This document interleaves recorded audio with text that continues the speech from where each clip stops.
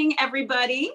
I am calling to order the Connecticut State Advisory Council for Special Education on January 11th, 2023 at 9:07 a.m.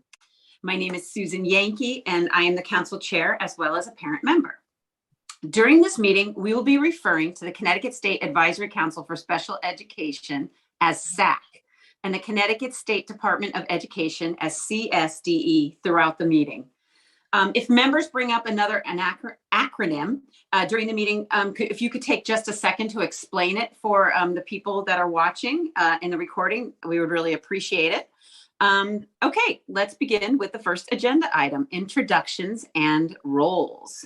I'm going to start at the top of my screen, and when I say your name, could you introduce yourself and what your role on this council is? I unfortunately am signed on my iPad, so if I skip you, if we're all done and I haven't mentioned you, please let me know because I don't always see everybody. So the first person would be, it would be Missy Wrigley.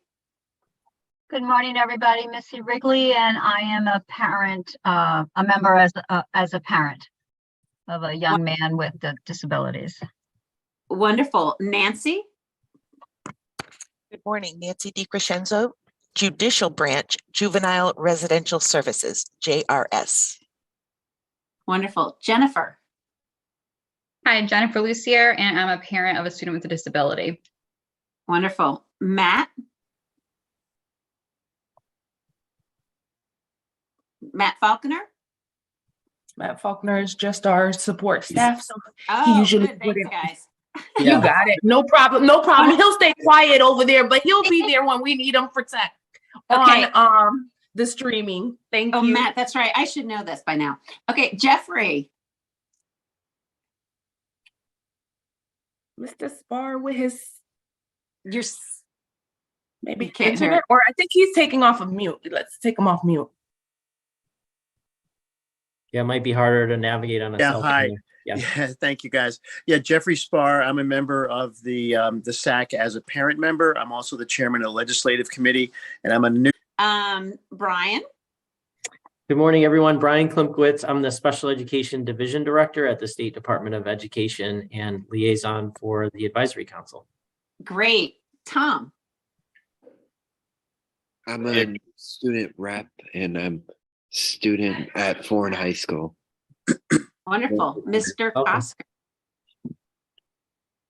Good morning, Tom Kosker. I am an advocate at Disability Rights Connecticut and representing that agency here on the SAC. I am also a parent of a child with disability. Wonderful. Giovanna. Good morning, everyone. My name is Joviana Morales. I am a parent. My role here is as a parent, and I also work for CPAC. Thank you. Allison. Good morning. My name is Allison Copey, and I represent the Department of Aging and Disability Services, specifically the Bureau of Rehab Services, also known as BRS. Wonderful. Sean. Good morning, everyone. I'm Sean Cronin. I work with Brian at the Connecticut State Department of Education. Wonderful. Rick.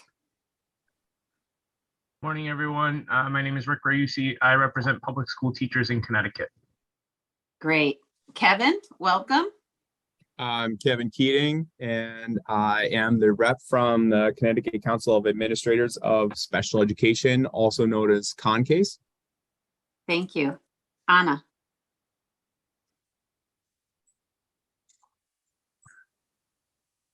Had trouble unmuting here. I'm Anna Wittig. I'm representing private special education approved schools. CAPSF, well, Connecticut approved private special education facilities, to be exact. Thank you. Kimberly. Hi, I'm Kimberly Williamson, and I represent speech language pathologists. Thank you. Catherine.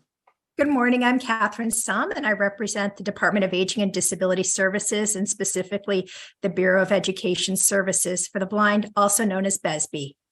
Thank you. Jane. Hi, I'm Jane Hampton from the Connecticut Parent Advocacy Center, and we're a named participant in the SAC, in the law. Thank you. Jonathan. Hi, I'm John Metcalf, and I'm here representing parents. Thank you. Dimpy. Hi, I'm Dimpy Malvania. I'm a parent stakeholder. Thank you. Cassandra. Hi, can you guys hear me? Yes. Yay. Okay, sorry. My husband touches things and it makes it not work. I'm Cassandra Riley. I am the charter school rep and also a parent. Thank you. Nachi. Good morning, everybody. Nachi Bhatt. I'm a stakeholder. My stakeholder group is the Children in Foster Care, and I represent the Department of Children and Families. Thank you. Thank you. Doris. Buenos dias. Good morning, everyone. My name is Doris Maldonado, and I'm a person born with disabilities and a foster and adoptive parent of children with disabilities. And I am the new chair. Happy New Year, everyone. Thank you. Great. Congratulations on your new position. I believe that is everybody. Did I miss anybody? Jolie. Oh, Jolie. I'm so sorry, Jolie.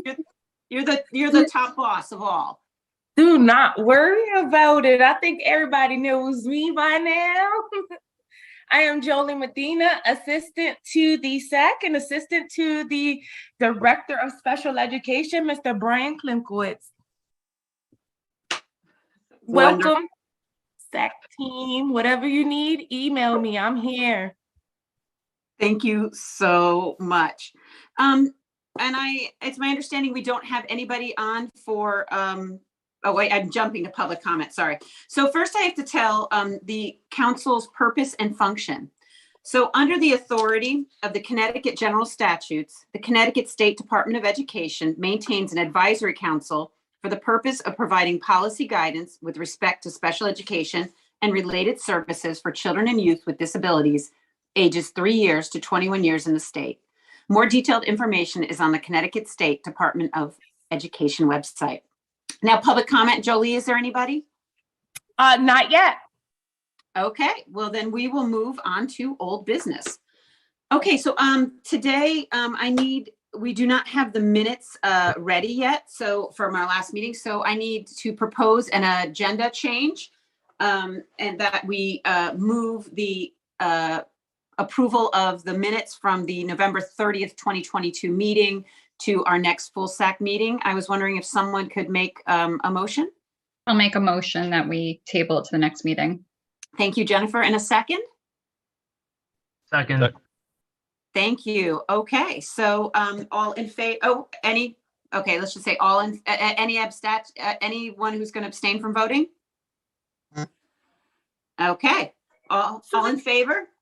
Please tell me who second. I believe it was Sean. Sean, am I correct? Okay. I don't have my screen. The screen isn't up with everybody. No problem. Thank you.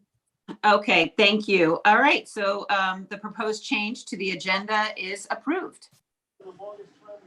Okay, next, we're going through this quickly. The executive committee report. Again, I want to thank everybody for being able to quickly adjust to a virtual meeting.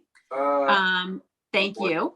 The SAC Executive Committee held an in-person meeting on November 30th, 2022, immediately following our full SAC meeting. The agenda is posted and meeting notes can be found online after they're approved at our Executive Committee meeting this afternoon. At this November 30th meeting, we reviewed membership updates and discussed our 2023-24 SAC priorities, as well as deadlines and progress on the annual report. The 2022-23 priorities are a continuation of 2022-23. They are employment and transition, student voice, least restrictive environment, social, emotional learning and mental health, and safety for students with disabilities. And this includes in the classroom as well as emergency situations, but we wanted to discuss this with the full stack, and possibly that would fall under the social, emotional learning and mental health priority work. We also discussed including a section for acronyms in the next annual report. I know the membership committee has met, but legislative and our ad hoc due process committees, please reach out to Jolie to set up your meeting. It's important to get new committee members up to speed on where you are in your agendas. It's my hope today during our executive committee meeting, there will be an update on the legislative breakfast. And as the legislative session has begun and we are already looking at a long list of proposed education bills, please remember, we will be using one voice as the SAC in our recommendations to the General Assembly. This will come from the legislative committee to the executive committee, then the full SAC for one cohesive and clear voice. But I want to remind SAC members, as well as members of the public, that as private citizens, they are encouraged and able to testify during legislative hearings or in writing regarding any legislation, including special education. Okay, that was a long report. Catherine Sum, next, would you please give us our report as the membership committee chair? Yes, thank you. Thank you, Susan. So I will briefly touch on attendance and vacancies. Our attendance has been very good. Our glaring vacancies continue to be regarding legislative positions, but I will get to our recruitment efforts later on when we talk about the membership flyers. And we currently have three student vacancies. However, momentarily, I hope that is going to change to 2 student vacancies. So those are our big openings right now. And again, I will also address a student recruitment flyer in a few minutes when we get to that point on the agenda. So any questions about attendance or vacancies before I move on to our student application? No? Okay, great. All right. So it is really my pleasure today to announce that we have a student who is interested in joining the SAC, and he is here today. Thomas Melillo, thank you for coming and thank you for expressing an interest. And I want to ask Thomas, do you go by Thomas, Tommy, or Tom? So everyone, it's like my first name's like Thomas, but I like to be called Tommy.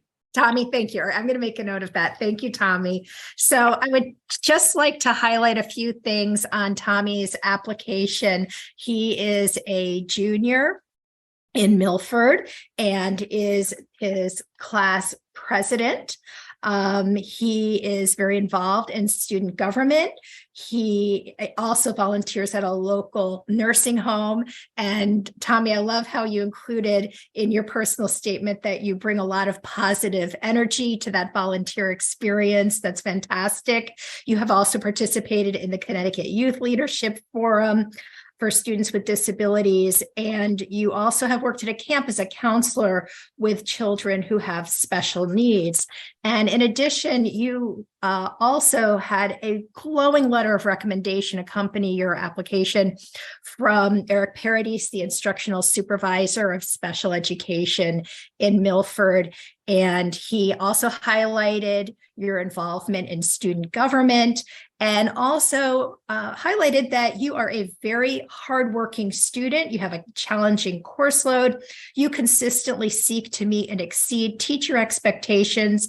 And most importantly, you would be an asset to the council in providing adults firsthand experience of student populations in public school.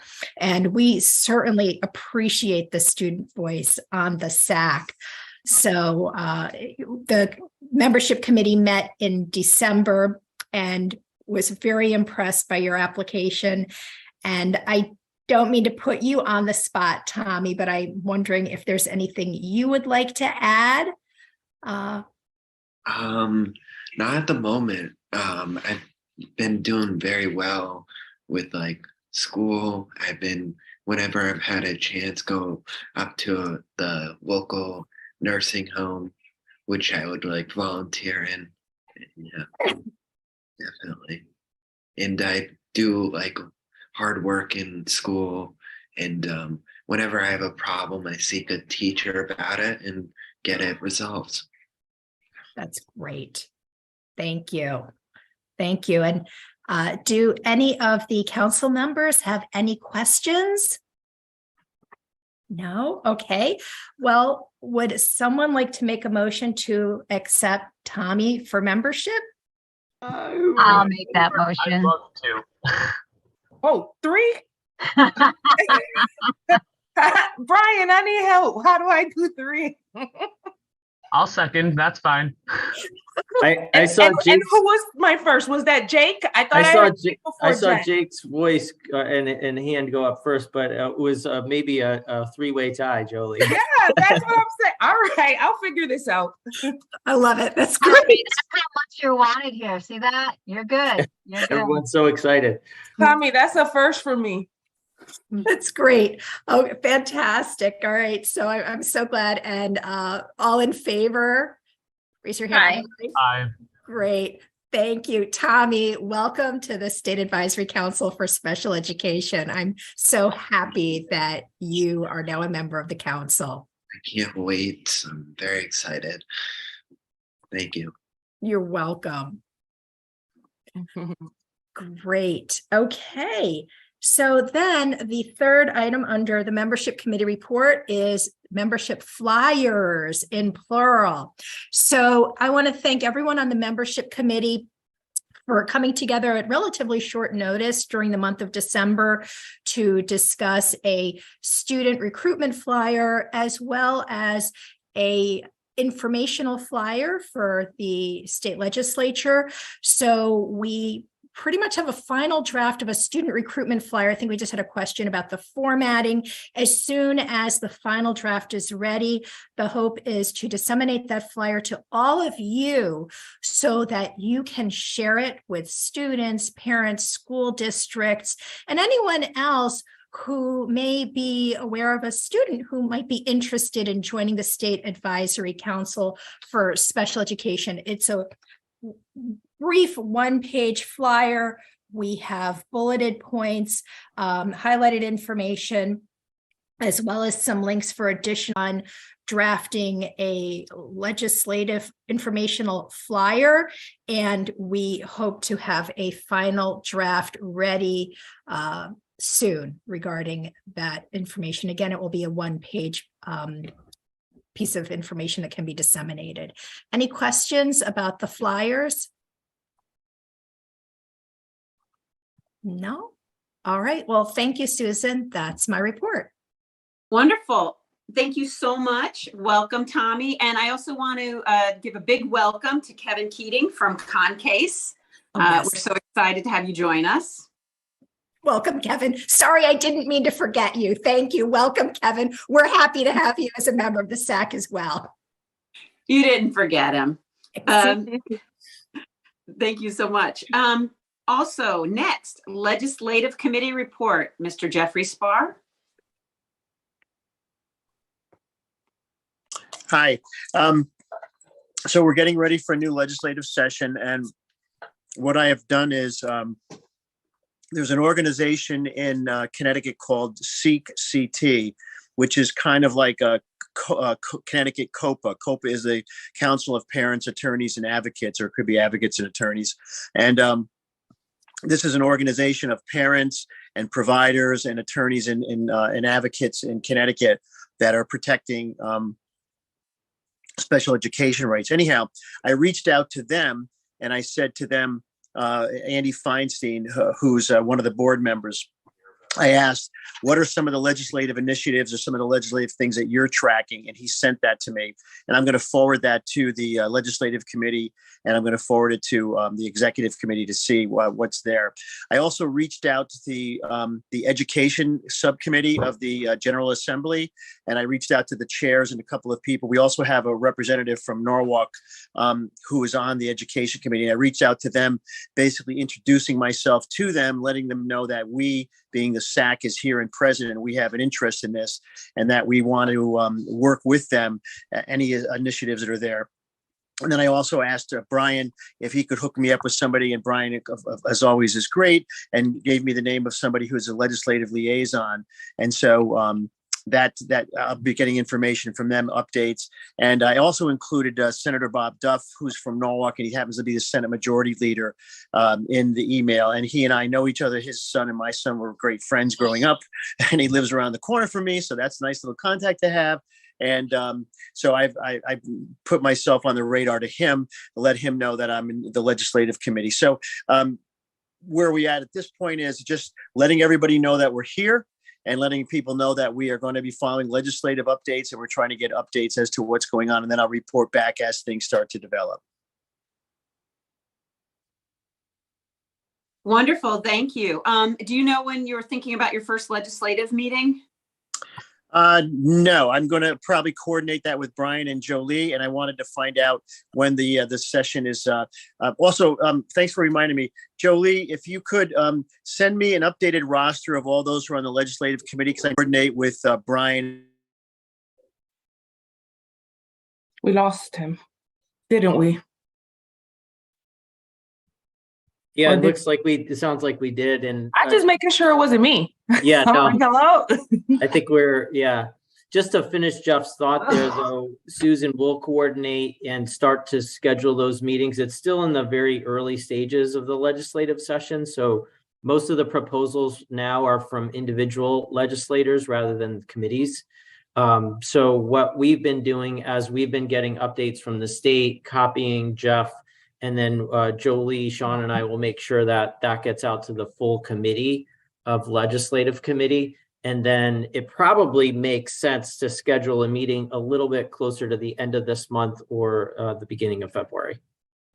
Yes, it was very helpful last session when we scheduled the meetings ahead of time, quite ahead of time. And then if we needed to cancel, it was very easy rather than trying to gather everybody. Yeah, absolutely. And then we'll want to get into like a regular rhythm of, I think we did maybe every Friday. And then if we didn't need to meet, just take it off the calendar, just because as those of you that have served on this committee know, there's a very quick turnaround for response on bills as they come through. So, oh, Jeff, you're back. Yeah, thank you. We just happened to get our internet just happened to pop up here at City Hall. So I guess, so here we are.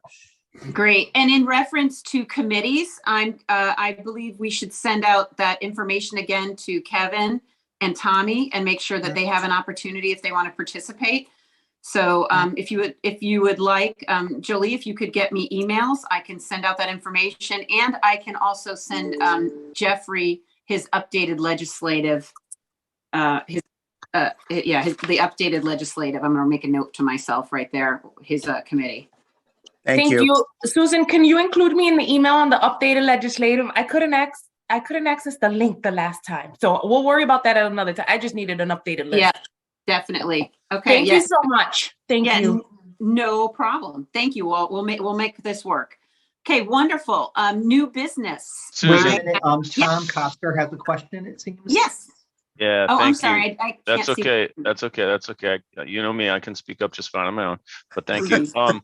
Just quick comments regarding legislative committee. Jeff, thank you so much. Again, I know we've probably said this a little bit, maybe too much, but I don't think it's enough in the past couple of years. You've taken on the leadership of that committee, and it's, definitely the most challenging of groups to kind of run and to keep organized and make, an impact on, right? Because there's a lot going on, as you said, and this is a busy season. So for you and for all that's going to be joining that committee and helping out this year, I appreciate it. I think it's really helped making those connections. So legislature has been is key, is critical, right? That's who we're trying to inform, or one of the groups we're trying to inform, right? So I think that's really helpful and important. I will say this, I will caution against, I know we've reached out to other groups, outside groups in the past, to kind of connect with them and get information from them on legislative priorities, et cetera. So just caution against, going into those relationships, a little slowly. Again, Brian's been great on getting us connected with the liaison. I think having that kind of like inside the system look at it, there's different outside groups come at it with different perspectives that might not line up with, the representatives of the SAC. So I just wanted to say that. But I appreciate you guys' hard work on it. I know it's a lot going on, and having those connections, reaching out to the education committee is wonderful. I think that's awesome, because also that's going to help connect us to get some folks on our council. Right, which is one of our goals too. So I think that's got a lot of good. So anyway, thanks, Jeff.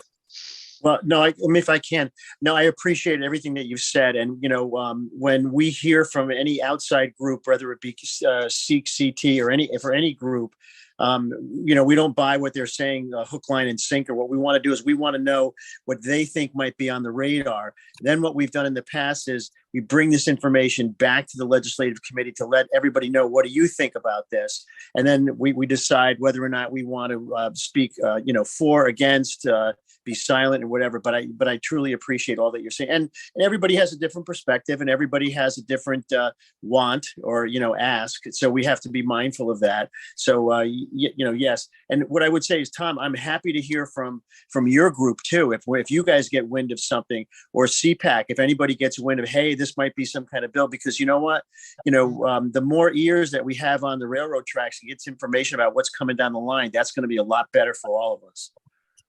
Awesome. Thanks, Jeff. Yeah. And it's funny, as Disability Rights Connecticut, we can't do, because the way we're funded federally, we can't do legislative advocacy at all. We can educate legislators, but we can't do kind of legislative advocacy. So we always have to walk that line and be careful on how we interact with, bills and such, and that are being proposed. So we don't get too much into that, but I appreciate that if things come up, and of course I'm made aware of things that come up. And I think, Brian, I think the system in the past has worked pretty well, where you guys have, been made aware of things. And again, early on, there's this flood, and then kind of, you got to let things kind of sift out a little bit and end up with these, handful that are going to move forward. But anyway, thanks, guys. Wonderful. Thank you, Tom. Anybody else? Also, Jolie, could you let me, I cannot see if people's hands are up, because I with the slide up, I just have at the bottom of my screen, myself, Missy, and Nancy as the Three Musketeers. So if someone could let me know if someone has their hand up, I greatly appreciate it. Thank you. Thank you. All right. Are we all set to move on to new business? Great. The state systemic improvement plan. I believe that's Brian or Sean. Thank you. UConn. Okay, great. Thank you. Yeah, thank you, Susan. I can do a quick introduction. We'll get started. Really great job with the agenda. We're really on time, just a few minutes beyond the 9:30 start. So thank you so much. It's welcome to new members. It's great to see you all. Today, we are providing you with an update. Some of you will remember Megan McKenna, who is one of the partners from UConn, who helped support one aspect of our state systemic improvement plan. Just as a reminder, the state systemic improvement plan, also called ESSIP, so we'll have Megan and Alicia call it ESSIP from now on, just for time's sake. That is indicator 17 on our state performance plan. So every state has an ESSIP. In Connecticut, our ESSIP is to improve the results of third grade reading on results on our state assessment for students with IEPs. So we have a coordinated activity of efforts. Megan has presented to you all in the past when we were establishing our partnership with UConn. So we wanted to provide you with an update today. Alicia is going to start us off. Alicia Tracus, you may also know from previous presentations, is an educational consultant on the Bureau of Special Education. And one of Alicia's primary responsibilities is as a point of contact for dyslexia and reading disabilities, and also works closely with UConn on this initiative. So I'll turn it over to, at this point, Sean's going to unshare, and probably Megan will share her screen. So Missy, if Megan might not have the ability to share, as Alicia gets started, maybe if you could make Megan McKenna unless Alicia, are you driving? Sean will have to make them co-hosts. Oh, okay. Sean, I have one slide to, I'll have one slide to, or some slides to project, and then Megan as well. If you can make both of us, please, Sean. Alicia Tracus. You are making this impossible. I don't know how to do any of this. Sorry. Go into participants. And Missy. And then do what? You go in and then once you find Alicia's name, you see the three little dots at the end. If you, no, hold on.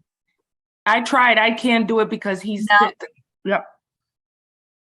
Yeah, see, I don't see it because I'm no longer a host. You should have an option to make her a co-host.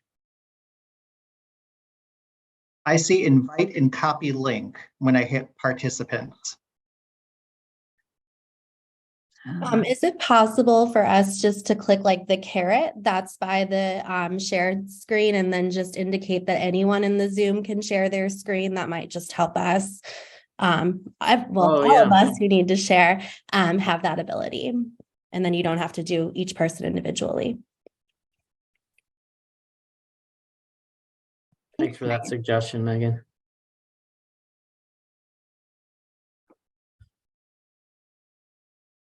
So what was that, Megan? I'm sorry.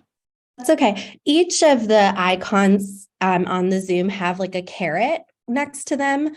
So share screen should have a caret, and then there should be an option that just allows everyone to share. Perfect. I just shared. Am I sharing anything or no? Yeah, you're up. Yeah. You are. Okay, well, we'll go with it. I think it's already set to. Okay. Don't move. Nobody move. Okay. Okay. We're good. So Thank you. for inviting us here. We're excited to be here. And Brian did a wonderful introduction and introduced ESSIP and what our SIMR, how we measure the ESSIP is. So what my hope was to just provide you again with a brief kind of overview of our improvement activities. Some of these or most of these we shared with you at the meeting last year. And then the majority of the time is we're really going to share information about the CON-I-4 DBI project. And CON-I-4 stands for Connecticut Intensive Intervention Implementation Initiative. So since there's 4 I's, we thought CON-I-4 would be a great acronym for that. And DBI stands for Database Individualization. So as part of the ESSIP, what we have to do is have activities that are ongoing that both change and strengthen our infrastructure and address evidence-based practices. So we have several things in Connecticut that are considered activities to strengthen our ESSIP that will impact students' reading and literacy. So we have an ESSIP leadership team at CSDE. So I just listed that, as well as internal collaborations with all of our departments, especially the academic turnaround, talent, performance offices. But I wanted to just also address that those also include our 2 new offices, the Center for Literacy Research and Reading Success, as well as the Office of Dyslexia and Reading Disabilities. Another activity is basically Connecticut's literacy model, which we call CK3LI, which stands for the K-3 Literacy Initiative. One of the things that we've really been working on through the new IEP and CT-SEDS, which I know you're aware of, is making those connections to ensuring that we have a current present level of performance for students, addressing goals and objectives that are the CT-SEDS. We had a mini series on SLD and SLD dyslexia, and the Connecticut IEP quality training also addresses components of the IEP that will strengthen services and supports for students with disabilities, which could include reading if they have a reading disability. We have technical assistance and a resource library on the website. A plethora of ongoing professional development offerings, including 9 online webinars, as well as a 10th webinar, which consists of a series of the webinars from the 9 above that we have available for educator preparation programs or EPPs. We also offer a structured literacy program training series, which includes the Wilson Reading System, the Orton Gillingham training, and some components of the Linda Mood Bell. And we offer a structured literacy series, which is a cohort series that teaches the systematic teaching of basic literacy skills. So we have a lot of activities that will improve all students' reading and students with reading disabilities. that are ongoing that we report in the SIP. But we're really excited to share an update about the Con-I-4 DBI project. So we have Megan McKenna here from UConn, who will be going through those slides. So I'm going to stop sharing, Megan.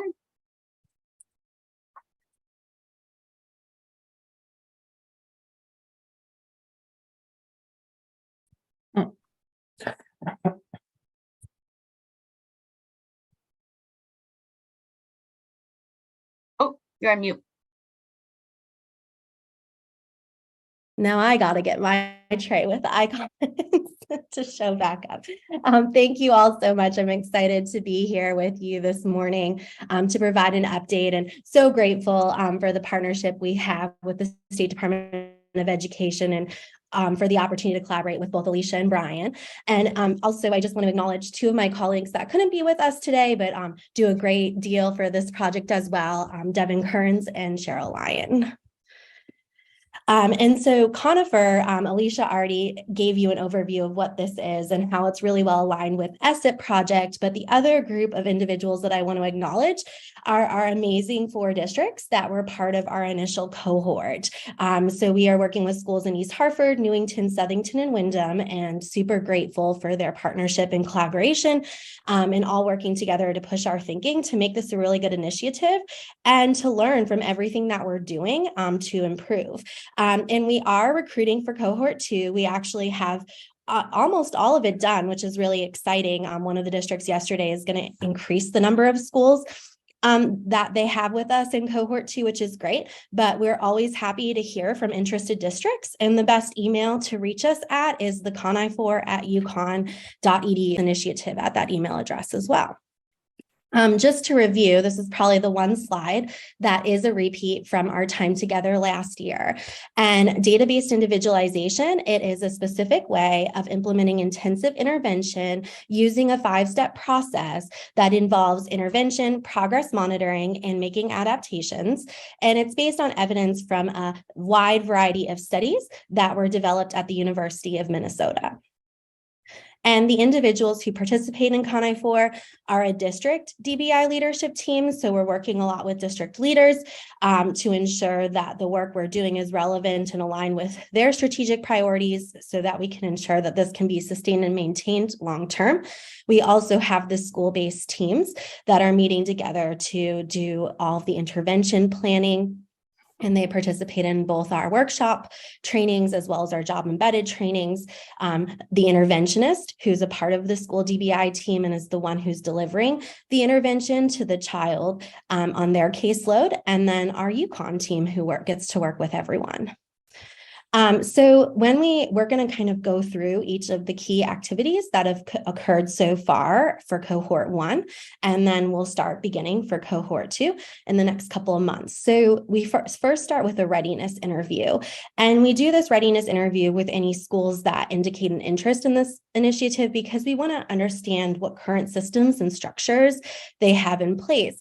What types of collaborative team meetings are they engaging in? What kinds of family engagement do they have? What structures do they have in place for that? How are they communicating with families? What kinds of reading interventions are they using that have an evidence base? How frequently do they deliver intervention to their students? What types of progress monitoring measures do they use to monitor student growth? What types of training opportunities have already been made available to staff, or what kinds of ongoing trainings do they take place at their sites? And then what does administrative support look like at that school site? And how do principals in the buildings and other leaders help with supporting other initiatives that are taking place? And what we've learned from these readiness interviews is that we want to change the style of the questioning. We want to be able, instead of just people telling us what they're doing, we want to be able to see artifacts for helping us just better understand the way of work. And we want to make sure too, some of our initial conversations happen with district leaders and site-based leaders, but we want to make sure everyone is involved in these initial conversations at the school sites, just so that there's clarity with every individual that's a part of this team on expectations for the work, and everyone's on the same page for what would happen during the subsequent school year, the spring before it begins. Our professional development model, as I previously mentioned, is both a workshop and a job embedded model. At the beginning of the initiative, we do the workshop model, and we have 3 different sessions that we offer. The first 2, everyone we want to attend, and the third session is an optional session. The first session is training for the participants on what intensive intervention is and why it's so important, as well as giving them an overview of the database individualization process. In our second session, we talk a lot about school teaming structures, the conditions that make DBI work. We work with schools to create a pre-DBI implementation plan so that they can feel set up for success for our work together. We also make sure everyone is understanding the expectations for implementation, and then talk through the questions that the school-based team members will answer during our first meeting. We go through a case study in a mock DBI meeting. The third session, which is an optional session, is about progress monitoring. So the had not currently been using that measure. So we work with each district on what kind of training is appropriate. If they need an everyday practice, then we do not have them attend that last session. And then this figure is just a really good representation of our professional development workshop model at the onset, our launch training. And so you can see in day 1, when we're really talking about the tiered instruction intervention, how to analyze data and engage in problem solving, so our structures. And then our day 2 is our conditions that allow for these structures to be implemented with success. So leadership, capacity and infrastructure, and communication and collaboration. As we reflected on our professional development training so far and reviewed the data, so after each session, participants take a survey to offer us feedback so we can continue to make ongoing refinements to our model. What we've learned so far for session 1, we want to make sure we include more information on how to maximize delivery of intensive intervention and include some orienting information to selecting adaptations for students. And adaptations are just additional strategies and supports that we can put in place to continue to maximize student success or to hopefully change the trend of maybe limited progress to more strong progress for students. In session 2, we want to provide more structured support to schools as they are completing their pre-DBI implementation plans. So just help them a little bit more of the problem solving and what needs to be put into place to make sure that this is really successful. And then in our third session, if people choose to take part in this, just have additional practice opportunities. And then before we go into participant practice, we want them not only to listen to a video, but to view a scored protocol of the DIBELS as they're engaging in that practice before engaging. We are really proud. We're making tons of really great resources. We're getting lots of good feedback on these resources. We have a variety. We will share a few examples with you. The first one is our resource map.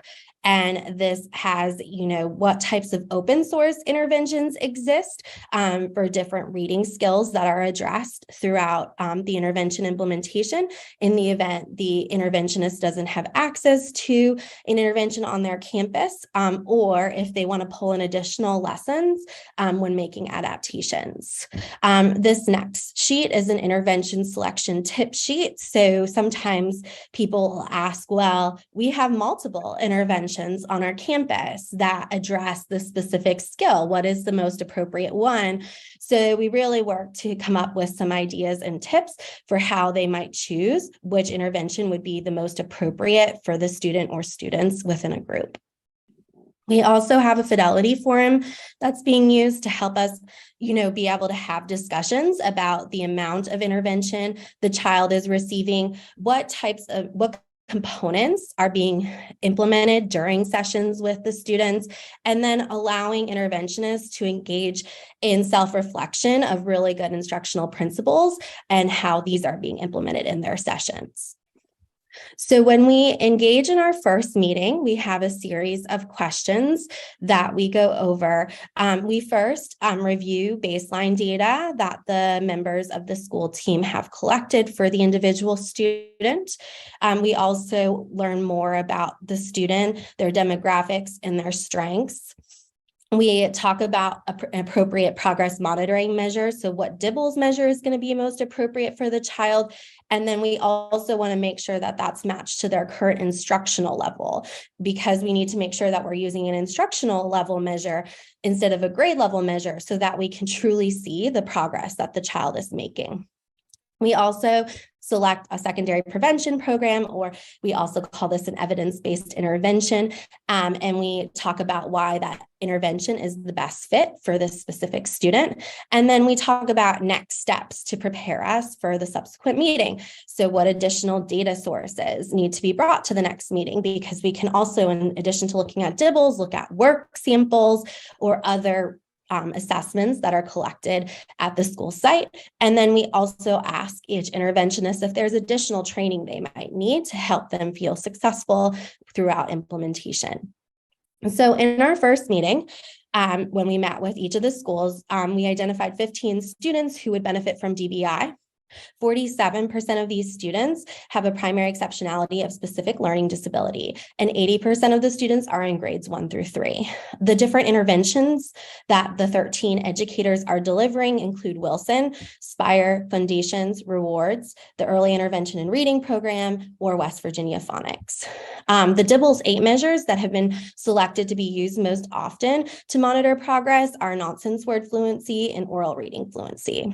And then the individuals that attend the DBI team meetings at the school level include district leaders, special education teachers, principals, interventionists, and literacy coaches. And some sites also invite their general education teachers to attend, school psychologist and leadership team. And this is where we meet with district administrators.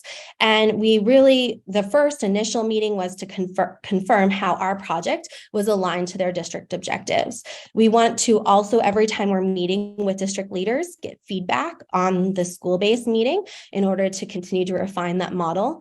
And then we'd want to talk with them about next steps for meeting number 2. And one of the lessons we learned this year from the school site and district leaders was that we needed to do a better job with providing context for the members of their school teams of what type of information we are looking for when they are asked different questions during these meetings. So then we went ahead, as we were preparing our questions for meeting 2, we included italics so that they had an understanding of the types of information that they could share and discuss during the time when those questions were presented.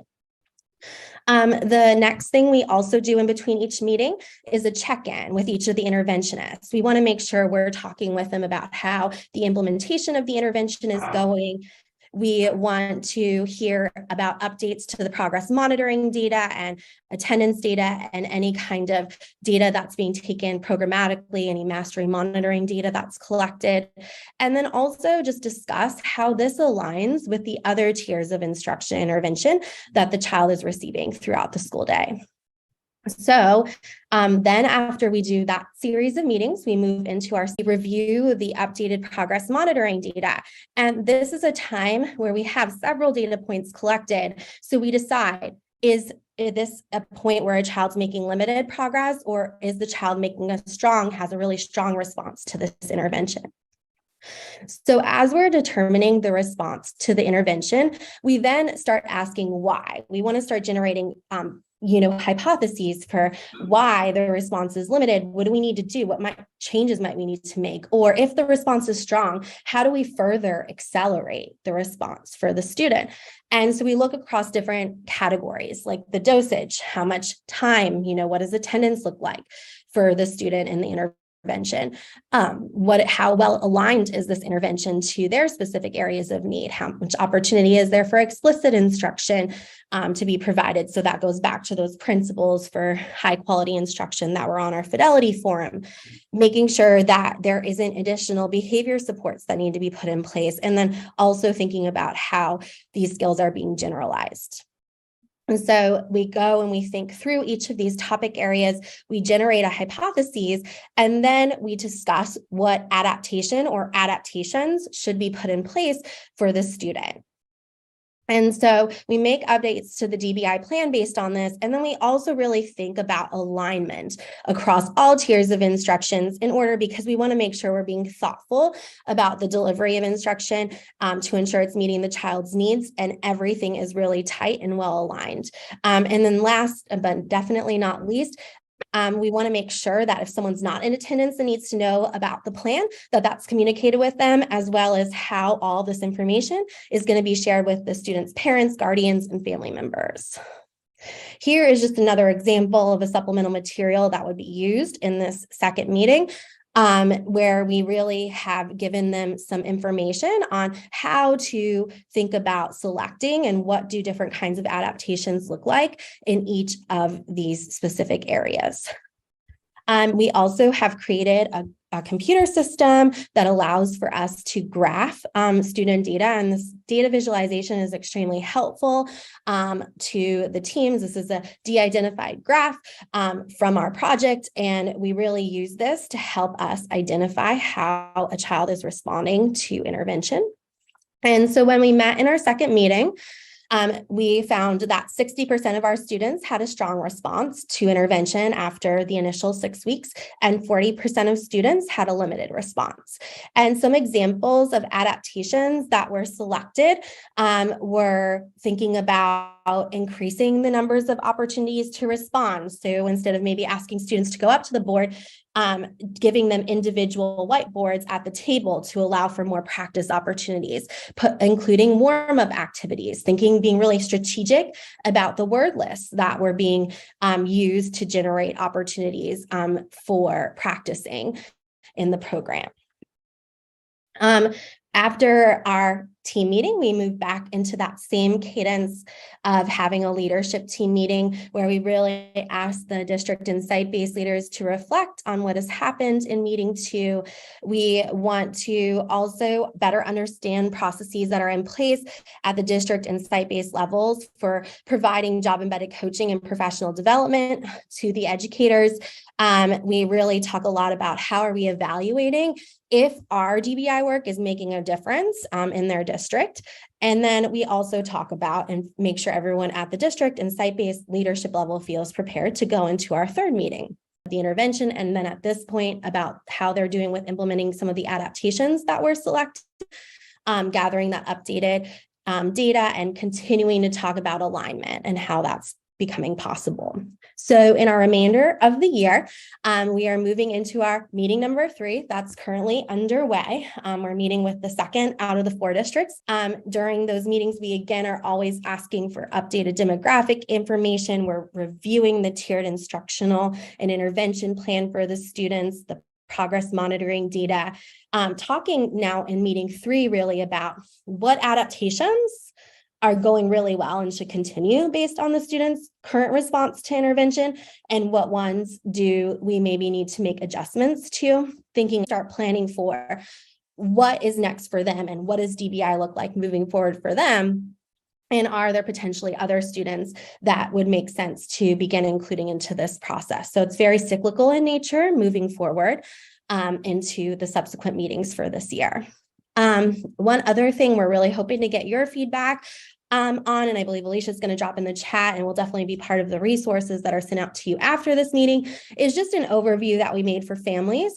We want to make sure that families understand both Conifer, and then eventually as this becomes sustained and maintained, just that families are truly understanding what DBI is and how it could benefit their child. So any input you have for us on this, we want to make sure all of our materials are looking good and are relevant and useful. So we really welcome any input you have for this, because we are constantly making ongoing revisions as we continue this work. The other plug I would like to give is for our advisory board. We're constantly engaging with other individuals outside of these districts across the state of Connecticut. We have our next advisory board meeting on January the 28th. We have had a lot of success with finding site-based administrators and district level administrators, as well as coaches and interventionists and general education teachers, but we haven't found any special education teachers interested in joining us yet. So if you do know a special education teacher and can share this with them, we would be so grateful to have them join us for our advisory board meeting. And The final sort of thoughts that we have are just, we're going to continue planning for our 2023-2024 school year. We're looking forward to beginning this a second year, continuing to make, as we said, the refinements, the revisions to this will include at least one more school from the districts in cohort 1, as well as schools from at least 3 new districts. And we want to continue, even though we'll move into working with new schools, continue to keep in touch with the 6 sites that worked with us in this initial year of implementation, because it's going to be really important to learn how they're sustaining and maintaining the work in the second year. So I'm going to stop talking now, and I'm happy to address any comments or questions you have. And then we also encourage you to take our 5-question survey.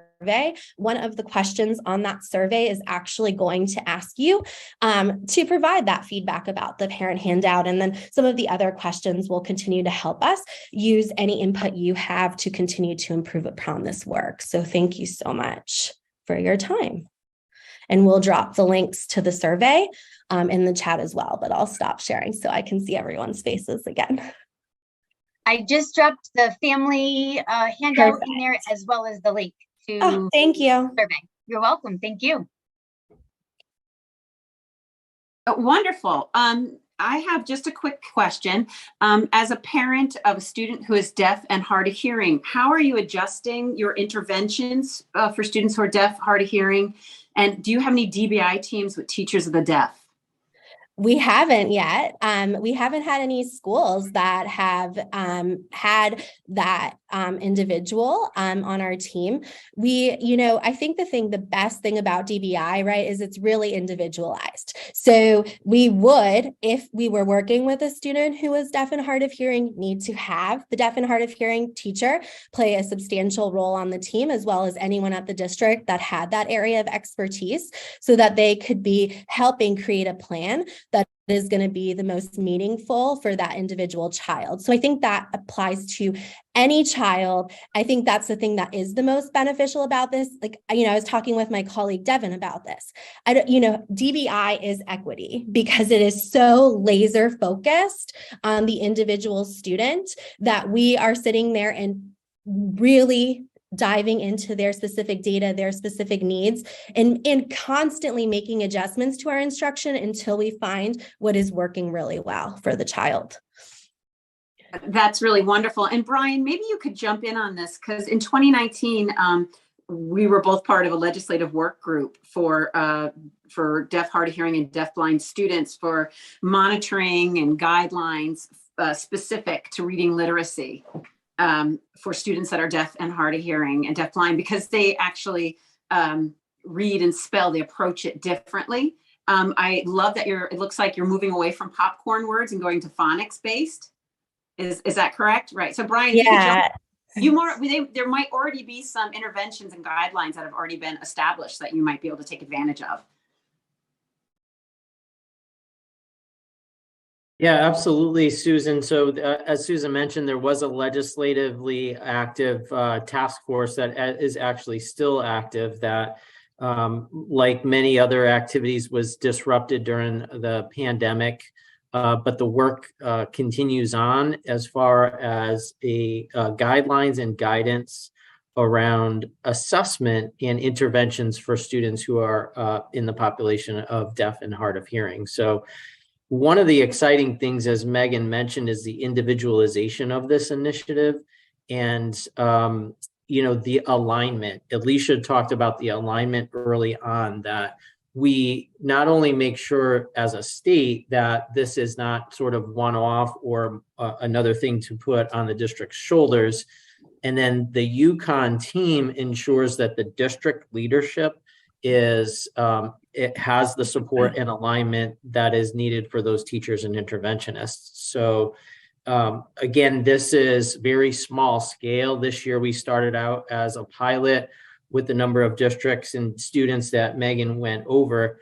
And Megan, you did a wonderful job, by the way. That was a lot of information, and I know there's a lot to unpack there, but we really wanted to give you a sense of what this initiative is. And as an advisory council, really your role is to help inform this initiative. So the questionnaire that was sent, we're really hopeful that you're able to take the time, if not now with Megan and Alicia on, to reflect afterwards, take a look at the materials that we've sent you. Let us know if you have ideas and suggestions, just like the questions you have, Susan, are important for us to factor in and to consider, because our goal is statewide here. So if we have a method of support for students that is research-based and effective, and we have the capacity at the local level and at the state level to expand that's our goal. And then we're going to start to see those positive results. There are pros and cons of using a statewide assessment to be able to determine our progress on this. We really are getting down in our OSIP reports to the student level here and saying, here's the students that have gone through this initiative and here's their progress. And then OSIP, the Office of Special Education Programs, wants to know how we're building in capacity to expand those initiatives. So it's exciting work, but it's methodic, and it's it's building one year on to the next. So just want to thank you again, Megan, and of course, Devin and Cheryl, for your partnership. I know there's more individuals at UConn behind the team, but the ongoing leadership that you've provided is critical. And of course, Alicia in the support from the Bureau to make this happen. But we do have time to dig in a little bit deeper if there are any other questions, or if there are aspects about either the structure or anything related to literacy in general for students with disabilities. Alicia mentioned we have 2 new offices at the State Department of Education. I would like to introduce you this year to formally to the new leads of those departments. Melissa Hickey, who was already within the State Department of Education, is leading the reading office. And then Jewel McCombs-Tolis is the director, bureau chief of the Office of Dyslexia. And she just recently started, some of you may know Jewel from her former role at Fairfield University. Jewel also did a lot of work as an independent education evaluator for students with exceptionalities, so specifically in reading. So I'll stop talking now too, but I think, Brian, there was a question in the chat, so I'll address that. So I do want to, it was about families and their involvement in this. So basically at the beginning of the year, each school principal and special educator that was involved talked to the families of a child that was going to be a part of this. And then they've been in constant communication. And that's why we have that question on the plan about family engagement. And actually the interventionists that are a part of this, they have been emailing us prior to IEP meetings being like, can we get an updated version of our graph? Because they want to be able to share the visual look at the data with the child's family. So that's been really great. In regards to our advisory board, members of our advisory board who are working as educators are also parents. So we've been really intentional for them to have their educator hat on at these meetings, but also their hat as a parent and a family member. So as we're asking questions and getting feedback, we are also wanting to hear from them on what kind of perspectives that they have. I see, Tom, you have your hand up. Yeah, I always have questions. Thank you, Megan, for the presentation. I'll say my head is spinning is maybe a good description of that. Was a lot of information. So I appreciate it. It was a bit in the weeds that I couldn't follow all of it because it's, it's very detail oriented in the weeds, but I got a pretty good sense of things. And I know Brian and Megan, you guys both spoke about this, but just as curious on timeline, I know you mentioned next year, going into next year, spanning it to 12 or 13 or 14, whatever the number was, district schools, et cetera. Obviously, Brian, you mentioned it, ultimate goal being, widespread. I can imagine as this goes forward, because I'm thinking about it right now, I have families and students who reach out to me often about stuff like, reading and students with dyslexia and students with specific learning disabilities. And, if they are interested, because I can imagine families, right, and saying, I want that. Missy just said it in a comment, right? Like, I wish I had that. I want that. And it's not as simple, I can't imagine, as like, hey, I'm in this town at this school. You know, why isn't my school doing that? I mean, I know there's a process to this and a timeline. So if you could speak to that, that would be helpful as we respond to individuals and to families, you know, if they hear about this at all. And then the other question is, so that's one thing on timelines. And then as you reach out to districts, is this like splash to 169 plus districts out in the state and say who's interested? And then you recruited, like, and again, you probably presented on this before, so I don't need a lot of detail on that, but I'm assuming kind of everyone was like invited to be at the table if they were interested in. I know districts, to your point, Brian, feel like there's a lot of things all the time, right? New things and stuff. And it becomes another one of the things that we have to do because we're already doing Wilson and this and, you know, blah, blah, blah. And they list their 5 reading programs. Yeah, I still have parents calling saying, my son's getting crummy reading support, you know what I mean, at that same school that's doing all this stuff. And the individualized aspect of this seems wonderful. So now I'm rambling a little bit, but timeline and just reaching out to a whole mess of the, you know, districts and stuff like that. Thanks. Brian, do you want me to Yeah, I talk a saw little you bit about? unmute there, so you can start and I'll jump in. Okay, so about the process that we tried to recruit schools and districts. So I will say originally we did reach out to districts that had been part of the ESSEP prior to start there as sort of like an access point. But this information was shared at CONCASE meetings. So it was with all directors. Megan and Devin actually came this year to the back to school meeting that we had and presented about it and offered districts to jump on as part of cohort, because now we're in cohort 1, so we're recruiting for cohort 2. I will say the implementation of DBI, as you know, is also the same year that we implemented the new IEP and CT SEDS. I think that perhaps that was why we perhaps didn't get a huge jump to be part of this sort of implementation cohort, but the districts that are in it, as Megan said, are so excited to continue this and bring it to the other schools within their districts that we've selected to bring this next year to them. So it's definitely working. And, you know, I think that when SRBI sort of happened, that was what we saw, was there was a little bit of like, this is a new thing. And once they saw the benefits of doing that, everybody was on board. But we've been trying to be very cognizant of the new IEP and CT SEDS with all of the IEP quality training, because you can't just do DBI. There are a lot of training that goes into it. But we wanted to be clear that it was a program they're already using, a progress monitoring tool they're already using, and we're trying to intersperse within DBI what they're already doing with the new IEP and CT SEDS and the IEP quality, as well as what we've said about SRBI. And as the revision goes to MTSS, and we have an MTSS module, we are ensuring that our language is the same so that they're here. It's not another thing. It's what we're really trying to be clear that it's what they're already doing in a little bit of a different way. If that makes sense. Timeline wise, I don't know, Brian, if you want to add any other things about that, and I don't know if you want to talk further about timeline. Yeah, no, I would just add to say that the advisory council is a group that can advise us on timelines and on structure.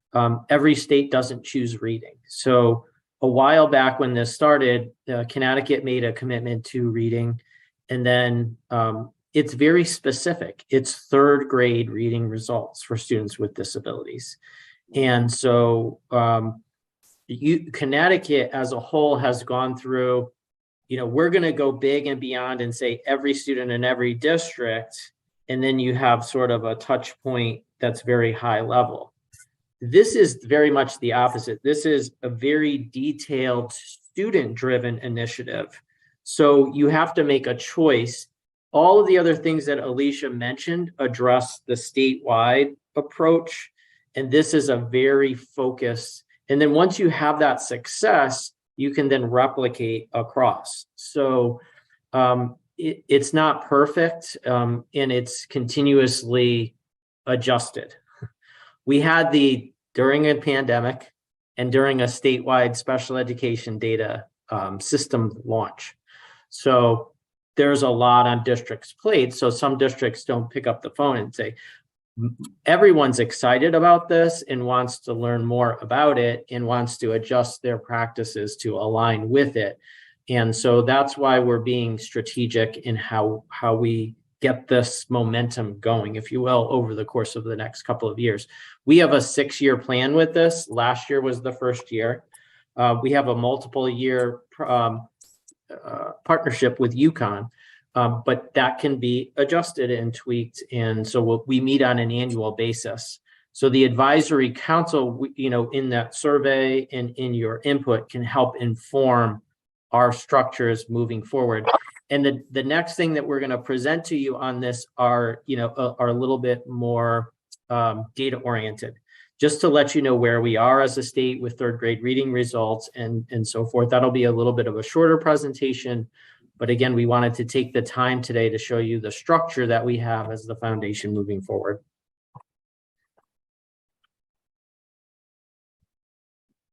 I thank you so much. And I commend Brian, your department, for making this happen, because as we all know, reading becomes more integral into math and other subjects. And that if student doesn't have this basic knowledge, then they really can't move forward, that they don't have a really good grasp on this. So I really commend, that was really, really thoughtful thinking that you chose third grade reading. Great, I see a hand up, Doris. Yes, thank you. I posted in the chat room and there was a reference made, and I'm glad. Thank you very much for Alicia for mentioning the new rollout and the issues that all of us have been having with the new IEP rollout. But I'm wondering, I'd like to hear how it's going to be included. There was reference made, but how is it going to be included, and how are families being intentionally familiarized outside of the advisory groups or what have you, to make sure that we have a clean slate and families ready to align and have allies at the school levels as well. Yeah, so I know Alicia mentioned, and Megan, a bit about the school's role in communicating this to parents for students that are involved in this initiative. So that's one, again, very at the individual level. We do have a family to take a look at, and as Megan said, to constantly tweak. It's a document, different languages and so forth. And just so that, to Tom's point, there's probably many families that don't know what an indicator is, for SPP APR.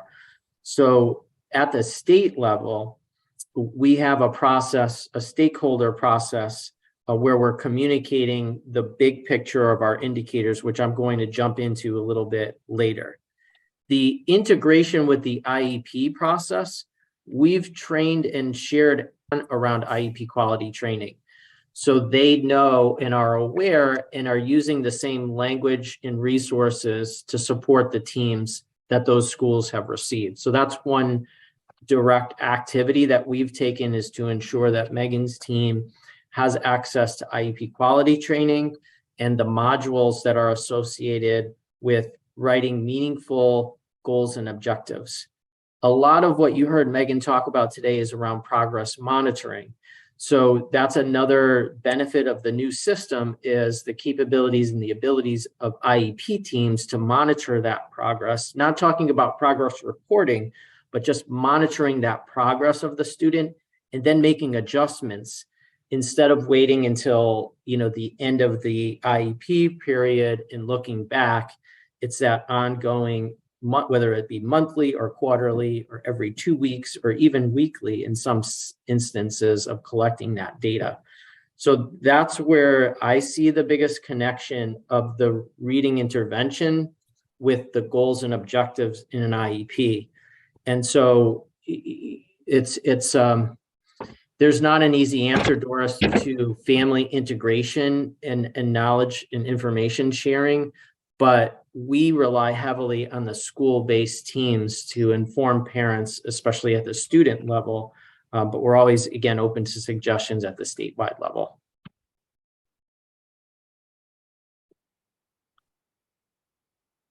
Wonderful. Did you want to move on to the next agenda item? I just want to, we have 3 people that joined us, 3 members.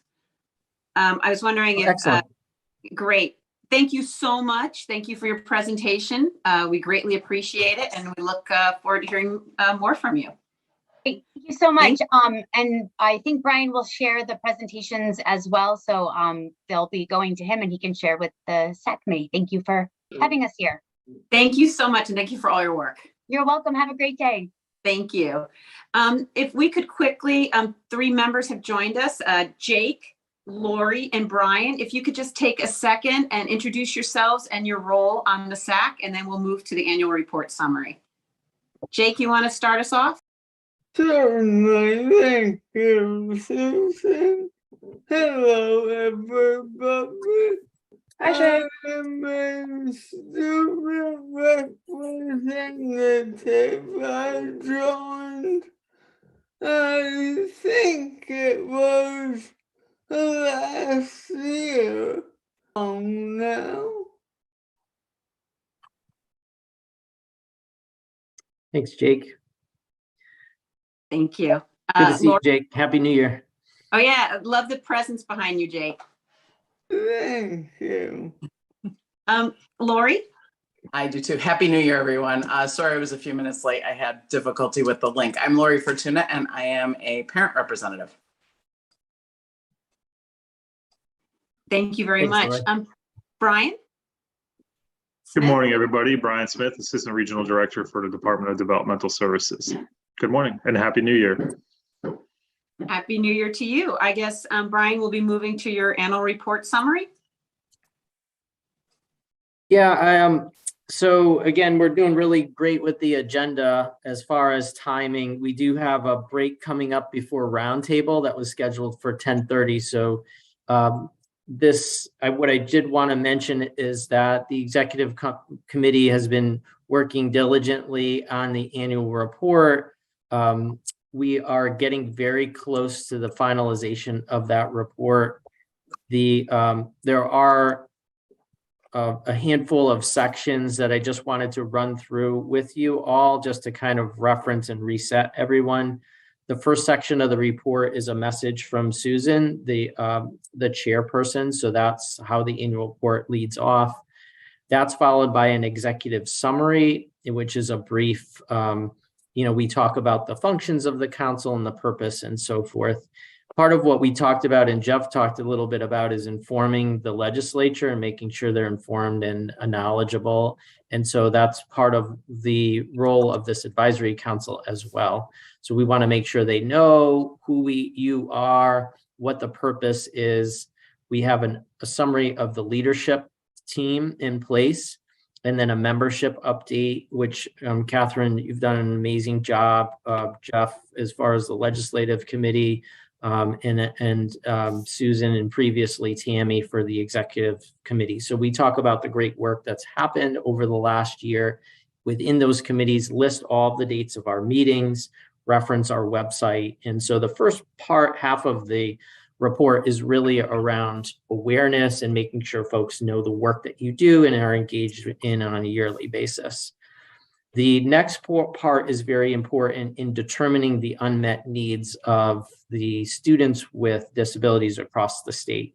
So you all represent different stakeholder groups, whether professionally or personally, and we capture the information that's shared throughout the council in the report to share that as well. And then the last section is the priorities that you've established. And a little bit of tricky logistics wise is that our annual reports really hover between 2 years. So it's like the end of one set of priorities and the beginning of another set of priorities. So over the years, we've tweaked that a bit on what the best way to communicate is. But the last couple of years, including this year, you have recommendations to the Bureau of Special Education and recommendations to the legislature. So those are being formed out nicely by all of the activities that you all have engaged in. And the annual report is not a document that's voted on by the entire committee, but it's certainly something that we will share out, obviously, and share with you all before it is finalized. So, Susan, I didn't know if you or any other member of the executive committee wanted to add anything. I want to thank you for researching some other formats of the annual report. I know you had shared from another state. They have maybe a 1 or 2 page, very visual, very graphic annual report, and then they have the longer written report. Tom, to your comment back in the years where you were a chair, you're like, who's going to actually read this? We're spending a lot of time, and are they going to kind of take it and put it aside? Well, the 1 page visual is something that it takes a couple of minutes, but it hits home the priorities. So I really love that concept. And Doris, I know you talked about your role as the chair of the DD Developmental Disabilities Council. And similarly, you all have a 1 page legislative priority document with graphics. So again, I think the more succinct we can be in our language and the more to the point that kind of captures the attention, the better. So we're still our annual report is still several pages. There's a lot of text in it. It's very good text and it contains all the information we need. But we really want to support you from the Bureau to make these communication tools more accessible, readable, in layman's terms, and so forth. So that was my update. And I don't know if the executive committee wants to chime in or if there's any questions. Tom, you have your hand up? Yeah, so just real quick, the just because I'm aware, but I don't think everyone certainly there's new folks who gets this. Again, I'm somewhat aware of who gets it, but what's the audience for this report and where does it get distributed? If you just quickly summarize that for us, that'd be great. Yeah, Jolie may need to help me on this, and I will get you the list exactly. But the state library gets a copy. We send 6 copies out, so I can get you a list of exactly the points of contact that we send to. But they're legislative contacts, the state library, and working on it. Yeah, I Thank you, remember Jolie. it was like different representatives from the state Senate, state legislature, et Yes. cetera, stuff like that. Yes. So again, more for everyone else's purposes than Oh, just the mine. bureaus is the other one that I was missing. Yeah. So, sometimes we talk about, we give these recommendations. Certainly the State Department of Ed and Brian is one of the main audiences of it, right? The main audience of it, because that's who we're the advisory council for. Mhm. So that's when over the years we split the recommendations to the CSDE, Connecticut State Department of Ed, and the recommendations to legislatures. And then, the secondary is to the legislatures themselves. And as you all know, they're like silly busy, and to Brian's point, they're not barely reading a 1-pager if we're lucky, you know what I mean? So hitting those key members is something that I think, again, Jeff, with your work is going to be important moving forward, that we hit, the chair and vice chair of the education committee and the chair and the vice chair of the children's committee and those folks again, we've talked about it as early as possible, which I know time gets away on us all the time, but I think that audience is important, that people just on this council realize who's hearing about our work. So yeah, I was on a call, Tom, with some legislatures, and it was a fairly important topic, a very important topic, with a lot of information in detail. And the recommendation from the legislators was a report. And based on the content, you would think, oh, this report's going to be like 25 pages long. They said no more than 2 pages. So and they're being realistic and upfront at first, like, send us back your plan, which is 2 pages or less. So I think that's just something for us to keep in mind. Again, we do have a good, a strong structure, and our reports have been, and I know, Jen, you represent parent information centers kind of at the national level or support that work. There are national technical assistance centers that help with this work. And so there are some exemplars out there. In Connecticut's, plan, when John Copenhaver supported our training through TASTE, said that he was really impressed with our annual report as compared to some other states. But I think especially now with so much on everyone's plates and so much happening in Connecticut, a goal for us moving forward would be to look at condensing the information if possible, and maybe removing all of the logistic informations and directing people to the website, for example. And there's different things that we can do to achieve that. Brian, would it be possible for us to have the full annual report, as one document, and then have basically kind of like a cover outline synopsis of it? And then so it would be presented to the legislators and they can do the quick read, the Reader's Digest version, if you will, Yeah. cross-referencing the full one as an exhibit or even just a separate document. And then if anybody wants to see a particular topic as far as mental health, whatever, they can then deep dive into the main document. Exactly. Brian, I did also want to mention the work group that you referred to, our state advisory panel and state interagency coordinating council work group is holding a webinar on February 14th. And it's going to be about best practices around writing the annual report. So different states will share examples of not only what they include in their report and how they gather their information, but also how they market their annual report so that the word gets out. So when the link becomes available, I can send it to you and you can share it with the group. Make sure you wear red to that meeting, right?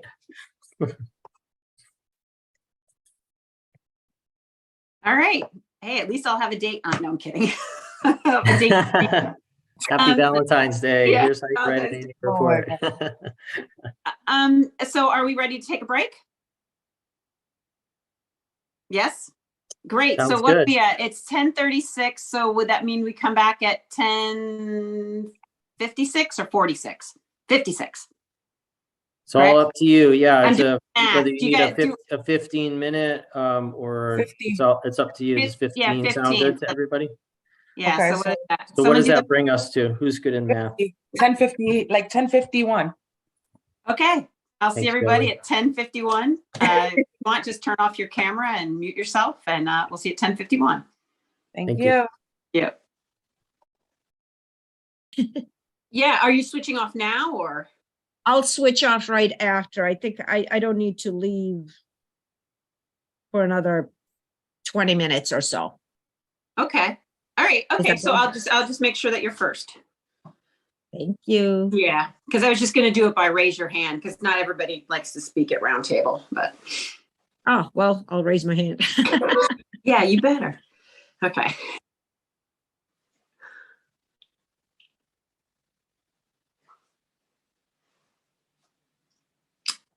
Everybody back? Some are back?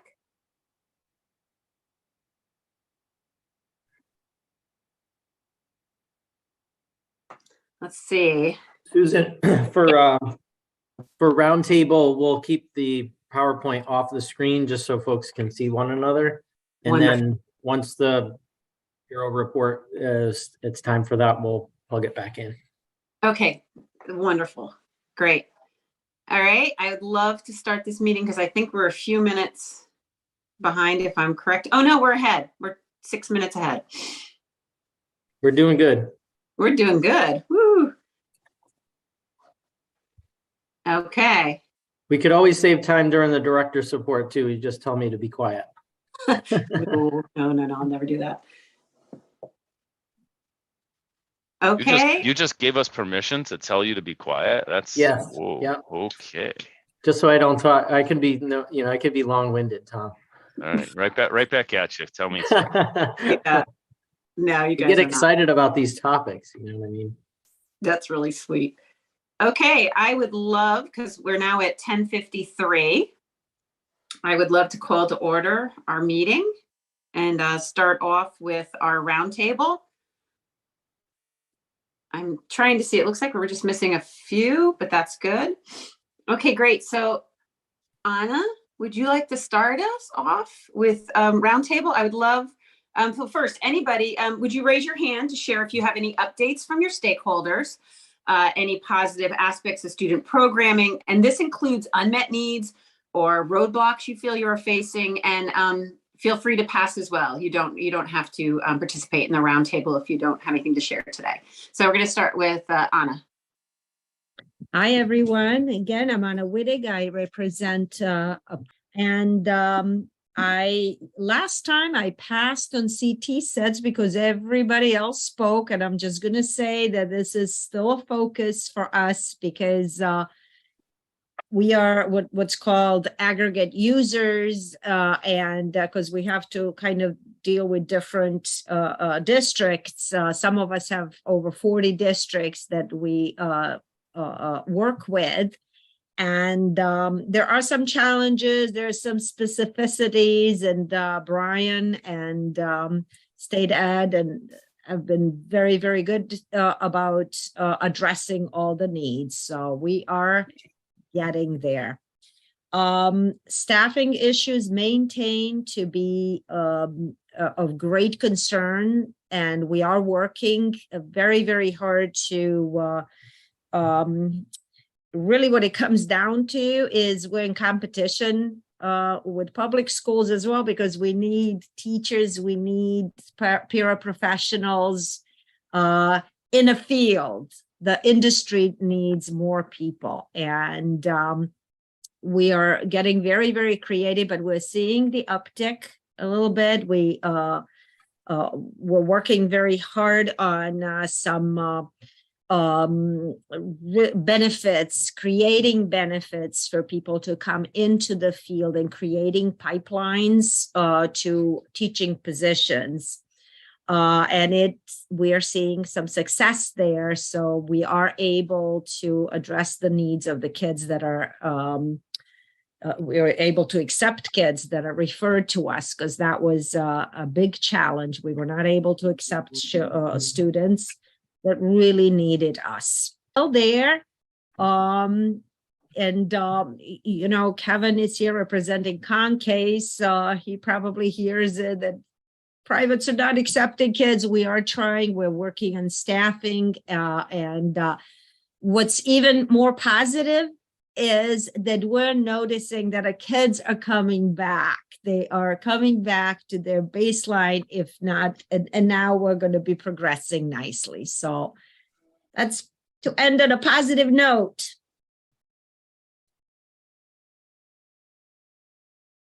Great, that's wonderful. I don't see any hands up, so I'm going to quickly share from my stakeholder group.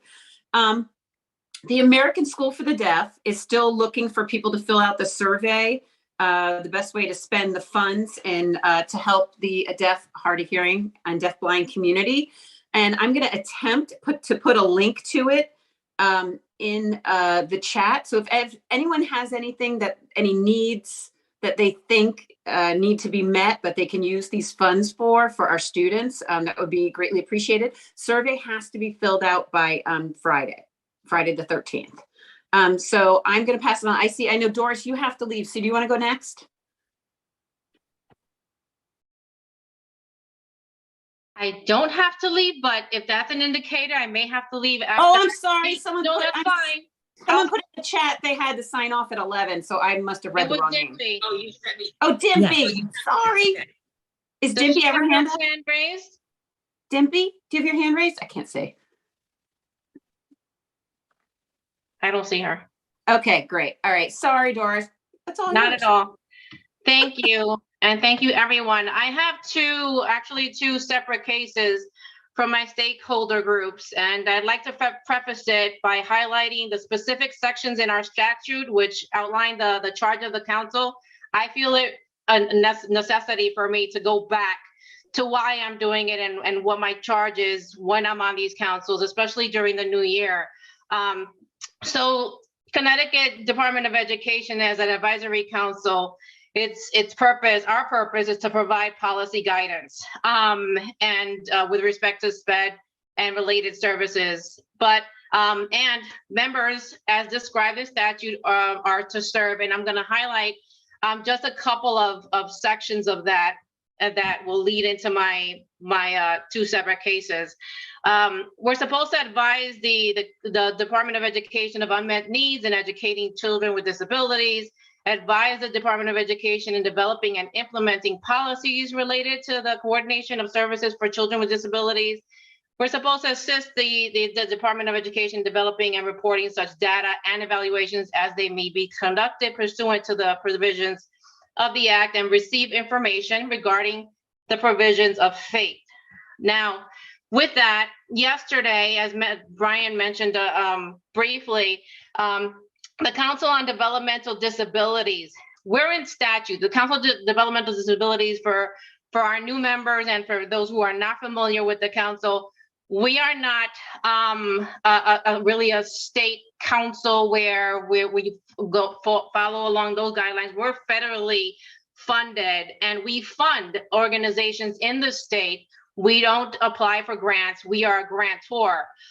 So we are developing now, or we have developed, our legislative priorities. We haven't done that in a while, although we've been in existence since 1971.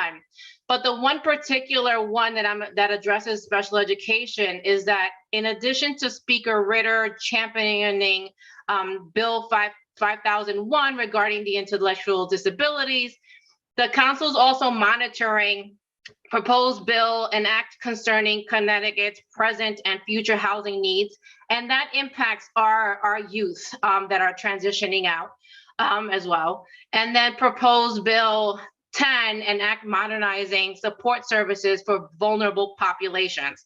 That our people and our children are definitely that population. We're prioritizing access and communication regarding special education and adulthood services. Since it's already required that school districts disseminate information on special education and transitioning to adulthood services, that's definitely not happening consistently and statewide, especially in marginalized groups. So we are definitely prioritizing that and hope to assist and to collaborate. We've already discussed that and been in discussions with Brian, but we hope to expand on that statewide and nationally with ACL and other entities to better our communities.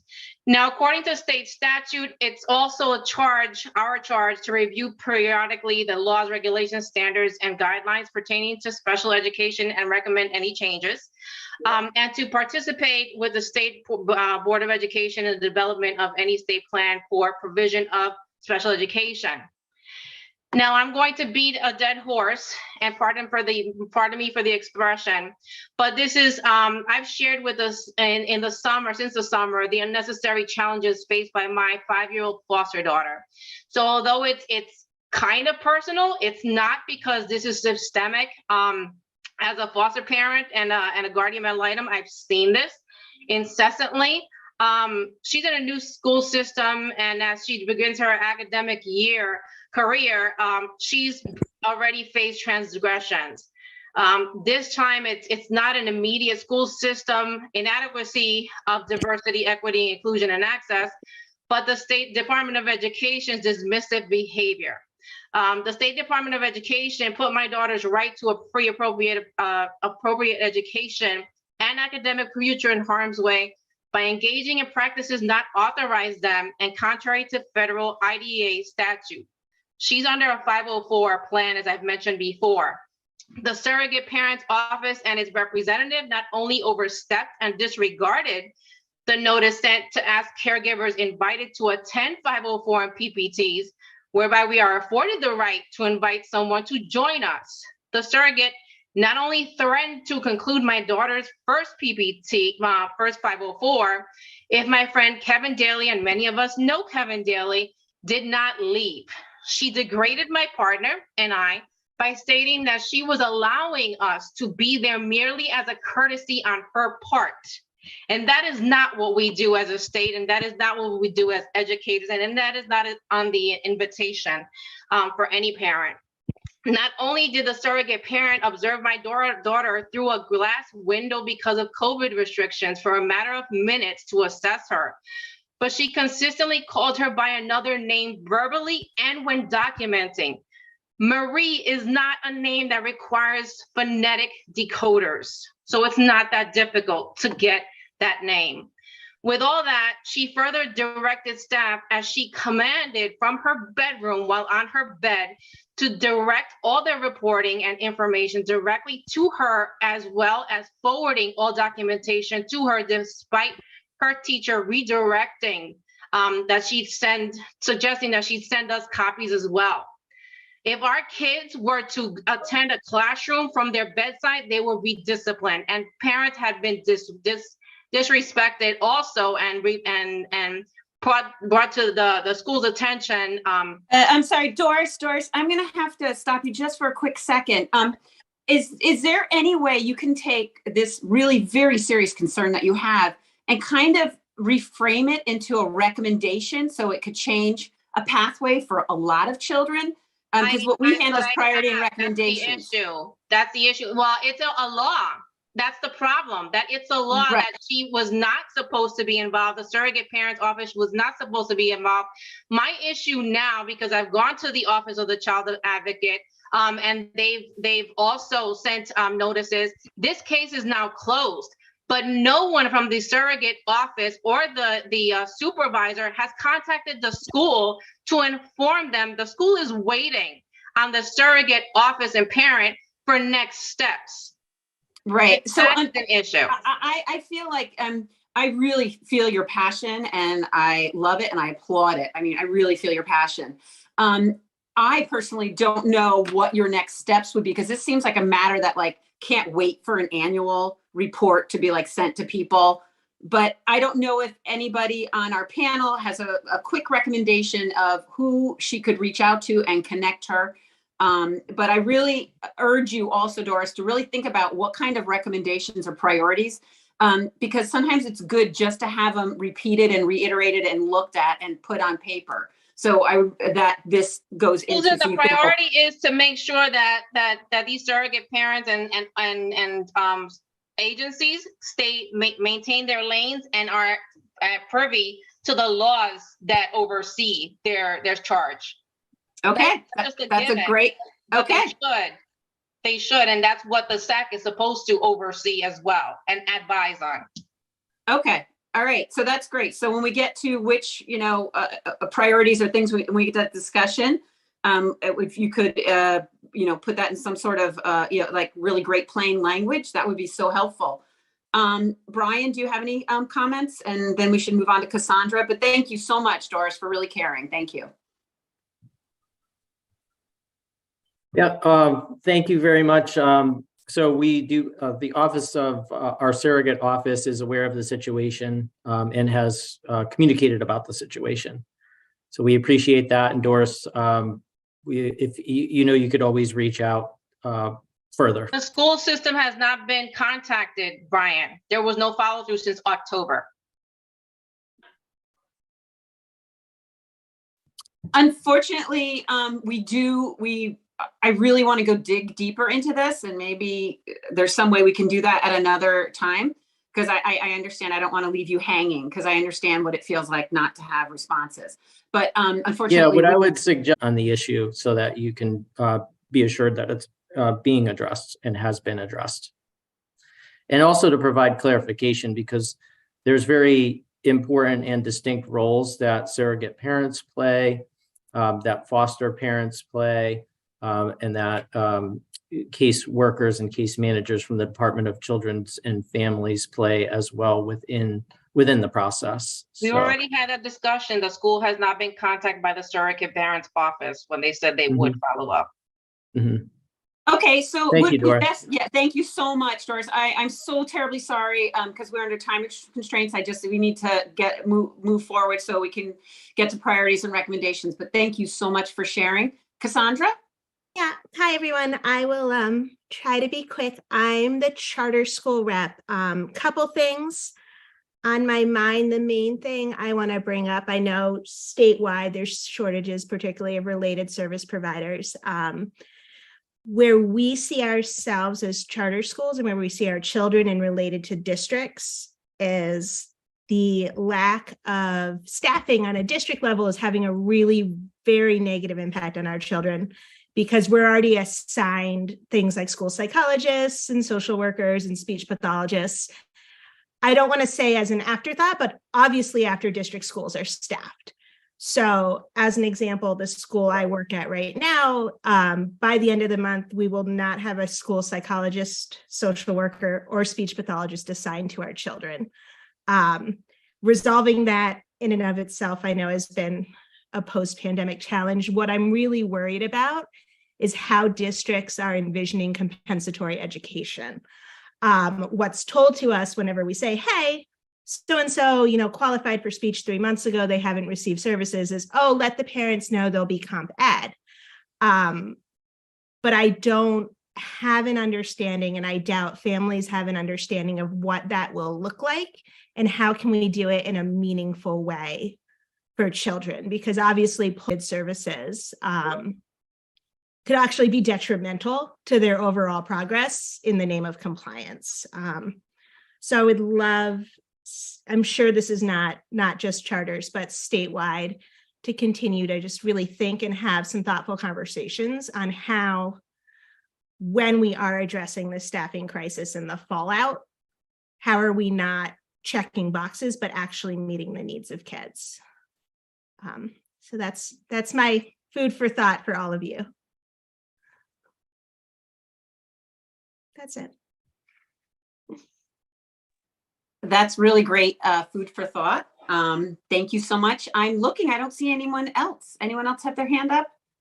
Anyone to share positive aspects or challenges? Wait, I think I saw Tom. Yeah, Tom's hand and Jane's as well. And just if it's Wonderful. okay, Susan, just a quick Sure. comment on the staffing shortages. And yeah, absolutely what Cassandra's describing, we've heard from a variety of stakeholders.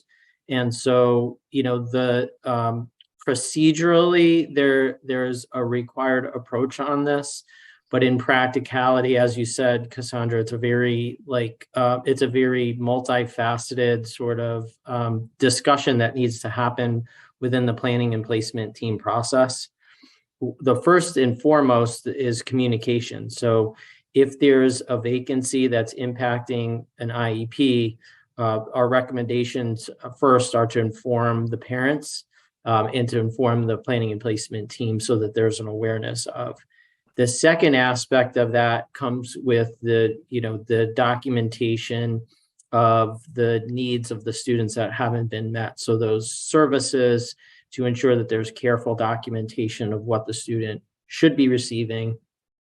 And then the school, and in this case, the school in collaboration with the charter school, their efforts to fill that vacancy. Recruiting strategies and mechanisms that schools are tapping into. Some of those are successful and others are not. So as long as there's documentation of those schools' efforts, they're reaching out to contracted agencies, they're posting, they're using social media, in recruiting. Anna talked a little bit about recruiting and the issues that the APSEPs are facing as well in that area of capacity. And to have a plan in place for that student to make sure their access and the staff's access or the lack of staffing is minimized to the extent that it can be. So we at the state level have taken a lot of different actions to provide temporary relief and expansion of flexibilities to support learning during this crisis. In special education, a lot of those flexibilities are not allowable under the IDEA. So that's a good thing in one circumstance of ensuring that we have highly qualified individuals working with our students. On the other hand, it provides some additional challenges of flexibilities that aren't allowed for the general education population. So we continue to work, and this is not an issue only that we face in Connecticut. Obviously, we've talked about this before, is that it's a national issue. And so we have, and Sean can speak to this, in that we've received complaints related to staffing issues where the district is aware of the issue, they've been documenting, and the need to address those services in the future is something that needs to be in consideration, because a pile of services in a short amount of time is not beneficial for a student. And so a lot of times those compensatory services plans need to factor that and take that into consideration. Brought that up, and it is something for the council to reflect on. It is something that is one of your priority areas, is the recruitment and retention of qualified staff for special education, and looking at the current models that we have in place across the state. Brian, this is Susan. I also recall, and I'm trying to figure out which bill, there is a bill to fund those needs in the charter schools. Am I incorrect? Someone just proposed different fund. Yeah. There will absolutely be legislative activity around this, I believe, this session. I don't think there's a lot of detail in the bill proposals right now, but it's, there's a fiscal aspect of this in what educators are paid.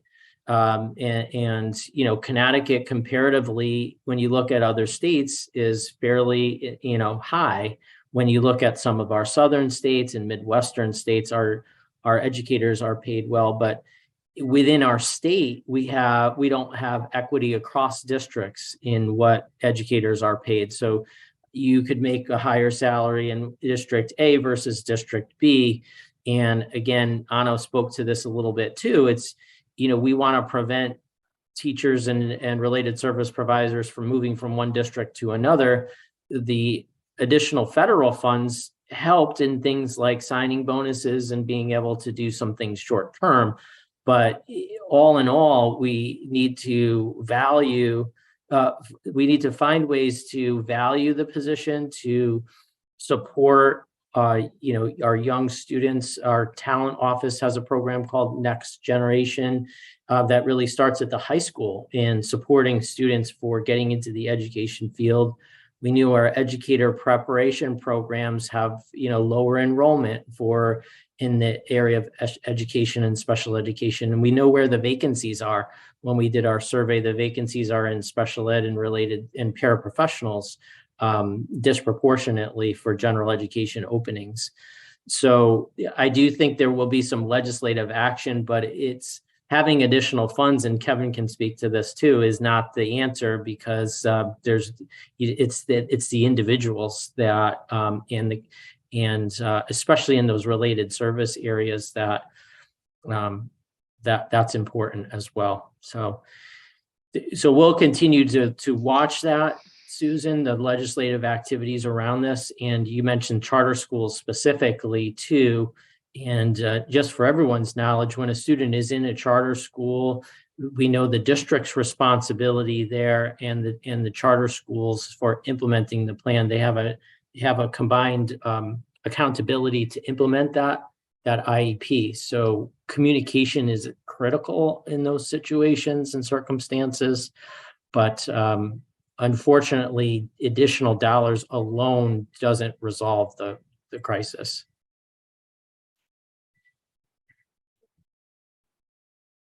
Tom, I see your hand up. Oscar? Yeah, thanks, Susan. I was going to give an update from DRCT, but just to kind of expand on the conversation that was just happening around staffing, it's something that we're seeing as well, actually, on our end in the work that we do. I'd say oftentimes what we're seeing is that the students with the most needs, right? The students at some of these approved private special ed programs, the students just with more significant needs are the ones that tend to not have the staffing there. As a former educator, regular educator, not special educator, I understood a lot of the issues around education and working in it. And, but it's, we're seeing a reliance on long-term subs, a reliance on teachers with DSAPs, durational shortage area permits. I think I got that right. Working under those qualifications, and we get it. I mean, I get it. We know staffing's an issue all over, but it's really troubling, right, to see a lot of the students with the highest needs being served by the least qualified individuals, right?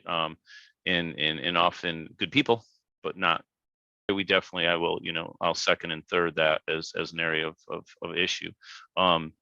And where the CSD and BSC falls into that is, I know you guys are working on it, but it's definitely an area of concern.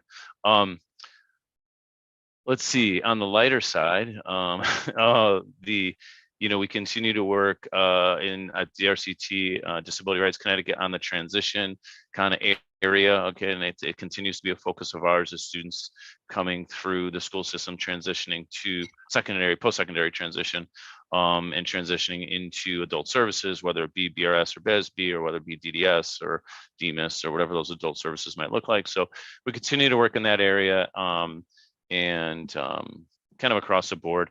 Employment is an area that we've been working on a lot, and kind of a push towards customized employment, which I know has been an area CSD is working on and partnered with, DDS and BRS and others on. So it's an area that we continue to kind of, I'll say, work on and push for. The other thing I'll mention, which I mentioned in the past, is we did start this school year a special education clinic. It's a model where parents and families and students can call in and spend an hour on the phone with an advocate or attorney to talk through questions and issues around their child, right, or themselves. So that's continuing right now. We were pretty gangbusters in the fall, and we were quite busy and filled up. It's since quieted down a little bit. You get that little lull after the holidays when people kind of don't sign up for a lot of stuff because it's the holidays. So we're hoping that ramps back up again, but we have plenty of openings. And I know Jen, I've shared it with you, Lucy, to share, through CPAC's channels, and if you can blast out again. And I know at one time there was a way with the SAC was kind of we had a system to distribute things here to the SAC as well. So I'll leave that up to Susan and Jennifer, but anyway, offer that to anyone on the call to share with families and students. It's a good resource. I think that's about it. Again, we continue to kind of work more on the systemic level with most of our work, which is kind of the reason we did that education clinic, is to try to provide some individual work and client work. But so we're not doing as much individual cases these days. We're kind of doing more big picture systemic stuff. But that's a little quick summary. Thanks for having me.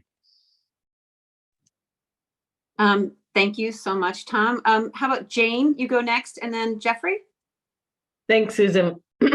So our stakeholder group are the parents that call our center and ask questions, so that we're really reflecting the questions that we receive.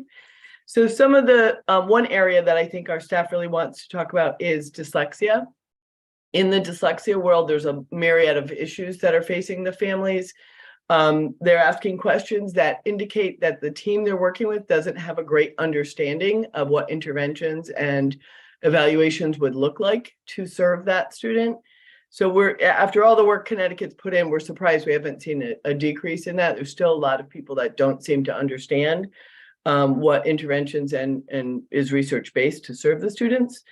As well as another piece that just came to the surface this time, which is some students with dyslexia may also have behavioral issues, and they're not necessarily getting access to that because they're seen as having a reading disability, and therefore there's no behavioral need, and they're having more, according to our calls, more disciplinary actions without behavioral, appropriate behavioral support. So that was concerning, that so much seems to really be happening in the world of dyslexia, that I know that there's a lot of people that are learning more, but there's still a lot of work to be done there. Lack of staff, I don't need to say more than that. We've had a lot of discussion, but it shows through much of our callers and their questions. I think someone also mentioned before Tom, I don't remember who it was, the concern about our parents are asking more about the qualifications of the teachers than they've ever asked before. Are they certified? Are they the right people to be delivering the intervention? And do they have the education they need? And that may be a reflection of the DSAPs and the other different levels that we're trying to get folks ready and in the classroom quicker. But that is a new thing that we're seeing more questions on who can deliver service? What is a tutor? What does a tutor really mean? How is that defined? What are their skill set? What is their certification? And Anna also mentioned before that Concase might mention it, but CPAC will mention the lack of seats in outplacements is a problem for districts and for families.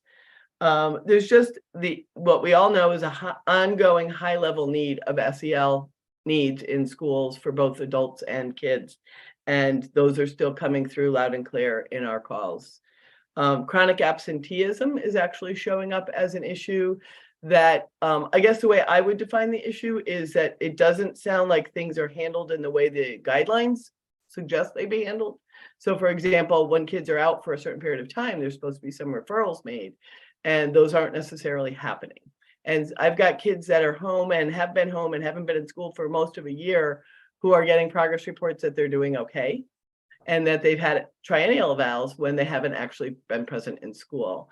So it's a higher level of need that we're seeing, things that we didn't see in the past. There's some things that we all see regularly, but I don't know if it's due to lack of knowledge or lack of staff, but some things that are more lack of compliance than we've seen in the past.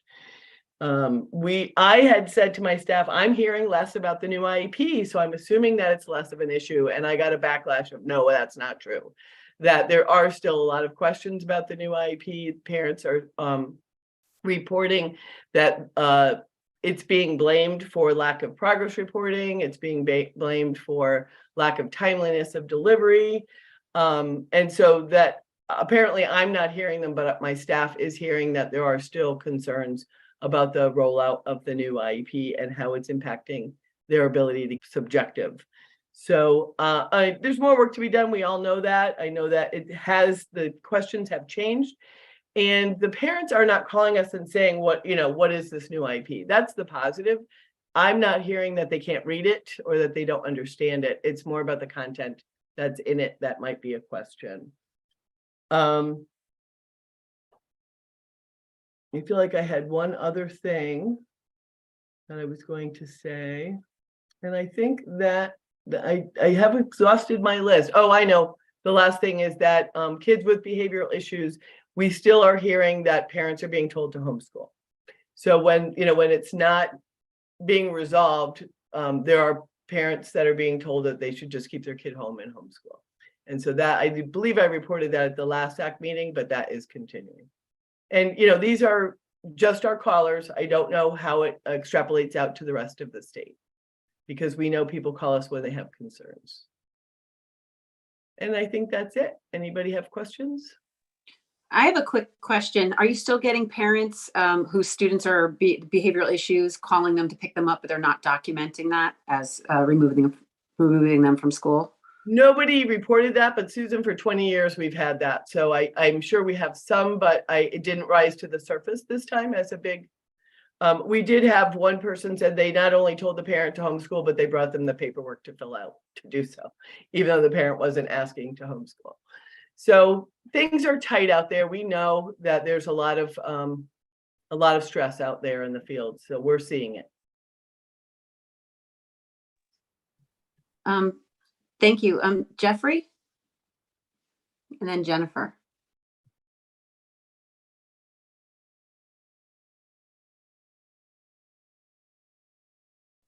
Okay, yeah, thank you. To pick up on yeah. what Tom was also talking about and others, when we're talking about increasing the workforce for the school system, particularly in areas of special need, we talked about this in the executive committee meeting the other day. And full disclosure, my daughter is a grad school student trying to become a school psychologist. She's got 1 year left, and she's doing her internship. And there's always a cry to have people become, broaden the racial background of individuals that are teaching the special ed kids. And one of the things that they really need to do is they need to pay these people that are students when they're doing their internships, give them some sort of even a nominal amount of payment. As I said the other day, I mean, we're blessed in a situation where, my daughter has, our roof over her head and, car payments being made and food being given to her. But there's a lot of people that are, they're going to struggle to pay the tuition, let alone then have to basically work for an entire year and not get paid. My daughter is, as I said, working as a school psychologist intern in the Fairfield school system. And, she's, leaving early and getting home late, and she's going to PPTs, and she's doing assessments, and she's doing everything. I mean, obviously she's not a full teacher yet, or a full school psychologist, a broad, racial and ethnic backgrounds taking this up, or not even that, just other people, you have to decide. So she spends an entire week doing this without pay, and she augments that. Like, today she said she's working as a receptionist at a restaurant, and then she works on weekends at like Urban Outfitters doing retail, from 9-hour day just to make ends meet so she could pay for it. So I think we should do that. Also, and then she said to me yesterday, she goes, Dad, I take $5 an hour. She goes, they gave me $30 a day. She goes, I'd be happy, So it doesn't have to be where they become a surrogate teacher, where they would be subject to the salary schedules that are a part of a contract. I mean, let's just allow them to get paid. And I know that there was some chatting going on, and of course, all the people that are students are saying, yeah, we should get paid. But the ones that have already done this, they said, no, that's not how it should be, because we didn't do it, So, and then with the DSAP thing, if you're taking people and you're letting them become, DSAP teachers, why not declare that the people that are being these internships, give them some kind of DSAP status and let them get some sort of pay. Anyhow, we're not looking for like a salary of X tens of thousands of dollars, but even just minimum wage for these people to let them pay. You're going to broaden your base of candidates, I think.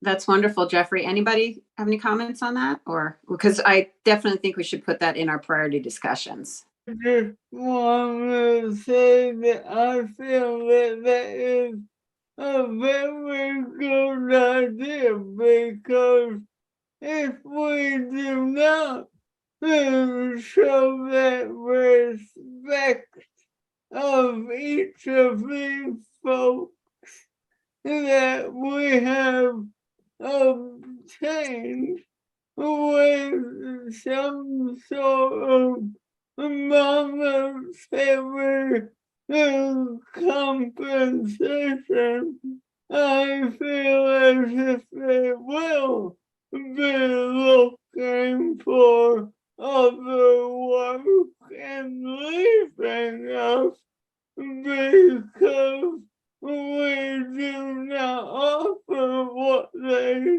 need, not only for today, but also for what they may be wanting to continue, whether that be education or anything else within that realm. Yes, Jake, you are exactly right. And I believe Jennifer, we had a discussion about this where there are other states, and I believe did you mention Hawaii that do have compensation for internships? But we could talk about that later during recruitment retention. Jennifer, your concerns and stakeholder group? Yeah, thank you. I did want to kind of reiterate all the same things that were shared by Tom and Jane.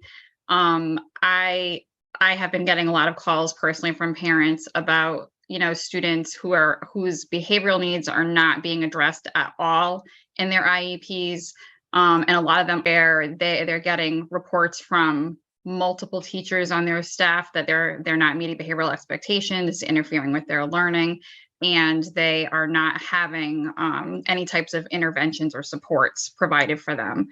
I shared that last month as well. It continues to be a pattern, and I put it in the chat, but just so those in the public who are watching, we've also been getting a lot of calls about parents saying that they have been notified that their special education teacher is their hours, they're covering multiple caseloads. So now they're getting part of their hours supplied by tutors. And like Jane had mentioned, they keep on asking about the qualifications. They're unsure if they're, maybe they're a retired teacher, but that's not information that's been shared with them. So they've been wondering if that would still be in compliance with the IEP if it was not a certified teacher providing the hours from the special education teacher in the IEP. And then I wanted to share a little bit like about the IEP. I was reading an IEP, an old IEP that a parent had shared, and it was really, really not written well. And to me, when I read it, it just made me feel like as much of a challenge as maybe the CT SEDS rollout has been, I think that in the end, we're going to have some really like higher quality IEPs for students. I think it's going to be a lot harder to write an IEP that is not good and not appropriate for a student because of all the checks and balances in place once everybody learns to do it the right way. Because I just got my new IEP in the new system. I was really excited to have it. It's a lot easier to read. And then since everybody's sharing a lot of challenges, I will share personally. I'm very thankful we just went from our outplacement and arrest program to back to the public school. And both teams did such an amazing job in helping us prepare through the transition, communicating through all of the challenges. And it really was, this is how special education is supposed to be. Parents and, teachers working together, communicating, and actually like really feeling like a partner through the process and including my son in the process as well. So as much as there are challenges, there are people out there that are working really hard and doing great things for students. So I just want to acknowledge that.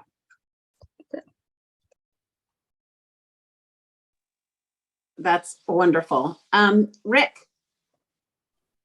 I just kind of wanted to go onto the flip side of what Jeff was saying with regard to interns and student teachers. We're one of the only professions, speaking for my stakeholder group, right, that not only forces interns and student teachers to take an unpaid service, right, but not only are they unpaid, they're paying oftentimes to participate in that, right? So if you're student teaching, you have to carry 3 to 6 credits just to student teach. So you're essentially, working full time. You're taking over a classroom, a teacher's duties for, anywhere from 6 weeks for some placements to 16 weeks for others. And you're not only not being paid, but you're paying to do that, right? It's one of the only professions that requires professionals to do that. And so in thinking in that vein, if you will, I think it would greatly behoove education preparation programs across Connecticut if, one of our recommendations or one of the things we looked into was how to make that, how to ease that burden for potential educators. Something I'm hearing from not only the district that I currently work in, but districts across the state, is that there is obviously a shortage of educators, and that's because there's a shortage of people entering into educator preparation programs across the state. So it's not something that's, going to go away in a year or two. I don't think that we've hit the bottom yet. So, just something to certainly think about. To Jeff's point, I don't think that, you're talking about putting them on a salary schedule, but I do think it would behoove us to look into providing some sort of advice or suggestion to lessen that burden. The second thing we might want to look into specifically to special education teachers is how their caseload is defined, right? Because if we look at district to district, some districts have started to put in their union contracts how a special education teacher's caseload is defined, and other unions don't have that. And so it provides inequity, if you will, in some districts for a caseload for what one teacher might carry with regard to the students on their caseload versus others. So I just wanted to kind of share that from my stakeholder point of view. Thank you very much. I do not see any more hands. Just wanted to throw in there that, Rick, I like what you said because it should be considered caseload versus class size. Very important I'm when with- considering writing language into a contract. Yep, I'm with you there. Just a quick comment on that too, if it's okay, Susan, adding to Rick, this discussion around caseloads. So we get a request periodically for the state to, to kind of weigh in on, for example, there was legislation last year on the number of social workers and school psychologists in schools and the number of students per related service in a given district. So there are challenges around that, but we're often asked questions about caseloads as well. And so it's interesting for Rick and Kevin to bring that up versus class size. One of the challenges, at least me personally, when thinking about this, are that a number doesn't necessarily mean equal time and effort for students. So, 2 students on a caseload can be just as time consuming and intensive as 10, or, just as using it as an example. But I think it's a discussion that's an important one, especially for individuals who are who are directors and administrators who are using creative strategies to ensure the needs are met in the building. One of the things that the IDA talks about is that at the start of the school year, the school district's prepared to implement IEPs. And so that's been challenged over the last several years for a variety of reasons, pandemic-related staffing and so forth. So that's a foundational expectation and responsibility that we've had to look at in a different way recently. So there are some really creative and exciting things happening in that area, but it's Rick. I think Rick's comment was that there are no short-term fixes. In other words, that that there's the issues, if they're not addressed, could potentially get worse. So we at the State Department have definitely committed to and are engaged in ongoing conversations about this with the governor's office and all of the professional entities and organizations. Thank you very much. Any other comments before I move on to Catherine? No? Okay, Catherine. Okay, so I'm going to give a quick update, and I'm very interested in everything everyone just said about recruitment and caseload sizes. I could probably sit and talk about that with all of you for a very long time, but I just wanted to share that at the Bureau of Education and Services for the Blind, we have a new director. Her name is Carol Jenkins, and she comes to us from Nebraska. The position was vacant for quite some time, and so we're thrilled to have her with us at BESB. She is off to a great start, and we're all looking forward to working with her for, we hope, a really long time. So that's my update. That's wonderful news. Nebraska, they're going to feel very warm and balmy here in Connecticut. Oh, yes. All right.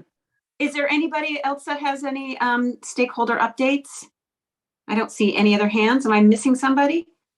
No, wonderful. Then it means I am turning this over to our special education director, Brian Klemenkowitz. Thanks, Susan. So in just one last comment about the roundtable, I do think, I want to say it's so important for us to hear about all of the issues from your stakeholders, the positive aspects, the challenges, and moving forward. And Susan, I know you mentioned this also, but I just wanted to say that as far as if there are personal or individual situations, we're not able to comment on those because these are public meetings. So please reach out to us at the State Department directly via phone, email, our contact information, and we'll absolutely address any individual situations, whether that be a phone call you're receiving from your stakeholder group or a personal experience that you've had. All right. If Sean, if you could go ahead and share the screen. So what we have our meeting's scheduled to 1 o'clock, and I know we've already had our break, but I want to be mindful of the virtual. This is a little bit of a longer meeting than we're used to virtually. We try to keep our virtual meetings in that 90-minute window for folks. So just let me know as far as your brain capacity at this point. I know we've been going strong since 9 o'clock and have received a lot of information already about ISSIP. So if you just want to scroll up a little bit, Sean, there, it looks like the mouse is going a little crazy, but it starts off, there's a kind of a main slide with my name on it as the starting point. So as Alicia mentioned, we really value the perspective of the advisory council and engaged in a really intensive stakeholder process last year on our state performance plan. So our role at the state is to, on a semi-annual basis, so 6 months later now, we want to provide a little bit of an update for you and give you all an opportunity to weigh in again. I'm not going to share data with you today. I would like to do that again in a little bit of a condensed process during our next couple of meetings. But in February, we have another round of reporting to OSIP. And I just want to make sure you're all informed on that. So if you go ahead to the next slide, Sean, this should be familiar with you, and you'll have copies of this PowerPoint, but our indicators are listed here. The State Systemic Improvement Plan is a huge initiative in and of itself, but it is an indicator along with the others. So it's indicator 17. Indicators can either be compliance related or they can be results based. And so that's why they're broken out into those two categories. What a compliance indicator means is that we don't need input from stakeholders on data targets because it's a compliance. You have to do it. It's 100% required or 0% in the case of suspension for disproportionality. This slide talks about our graduation rate, indicator 1, and the formula that's used. If you recall back to those stakeholder meetings, OSIP changed the measurement. So we had to reset baselines. We went through that process of selecting targets moving forward. And we talked a lot about the impact of COVID on some of these results-based indicators as well, a need to meet students where we are, and then have high expectations that are also obtainable within the statewide activities. So as I go through the indicators, just to refresh your memory, what I'm hoping to do as a team, and I know we're not going to break up into small groups today, and I know a large format virtually may not be ideal, but I want to provide you all with opportunities to weigh in on 3 things: professional development, technical assistance that we could provide to districts, and then different ways to look at the data. And that's more of a springboard into our next conversation moving forward. So if that sounds good, we'll just continue on with the presentation. The next slide talks about indicator 2, which are dropout rates. And it's a very similar formula. And as you can imagine, our graduation rates and dropout rates are connected in that sense, where we want to reduce one and increase the other. And so the denominator there is, for students that are exiting for other reasons besides obtaining a regular education high school diploma, which is our goal for all students. Indicator 3 is around our assessment, our statewide assessment, again, tied to the ISSIP. I won't go through all of these, but it's broken up into 4 different categories. Participation rates is pretty straightforward. Did the student participate or not? And there's proficiency within the standardized tests and then the alternate. Federally, only 1% of our students with IEPs should be accessing the alternate assessment. So that's just something to keep in mind. And in Connecticut was actually working on, because our rates were higher, looking at the practices and procedures and planning and placement teams for recommending the alternate assessment. And then finally, we look at the gap between general education students and students with IEPs in those different grade levels. So it's quite a bit of data. Previous, we had 8 data points we were looking at. Now we are looking at 24 individual data points across the state. Indicator 4, which I mentioned, is one of those indicators around suspension and expulsion in this disproportionate representation. It's broken up into 2 categories, A and B, one around the discrepancy and the B related to race or ethnicity. And we look at the district's policies and procedures around these activities. And there's a tremendous amount of work, which I know some of you are familiar with, and but we still would like your input in how we can address these issues in those 3 areas I mentioned earlier. The next slide is indicator 5. So that's the least restrictive environment. We have some really exciting initiatives happening in this area, but the way this is measured is in our IEPs. We look at the amount of time the student is educated alongside their peers in those environments. So there are 3 categories. As you can see, the change from the federal government was to include students that are age 5 and in kindergarten. That used to be a separate data collection, and now it's folded in. So again, the need to set new targets and new measurements on this data. Indicator 6, we get into our preschool LRE, which is a little bit different in the categories around regular programs, special education programs, and then services in the home. But the same concept, we look at the amount of time our youngest learners are educated alongside their typical peers. Indicator 7 is the next, and that's early childhood outcomes. The state's actually engaged in a partnership right now where we are looking to transition from the current assessment tool that we use for this, which is the Brigance, to the DOTS. So that's something that we are rolling out over several years, and because that informs the practice of teaching that happens in those early childhood settings. So the summary statement there, you can see we look at positive social emotional skills, acquisition of and use of new knowledge and skills, and then appropriate behavior to meet those needs. And so there are data points when students enter the program and when they exit the program.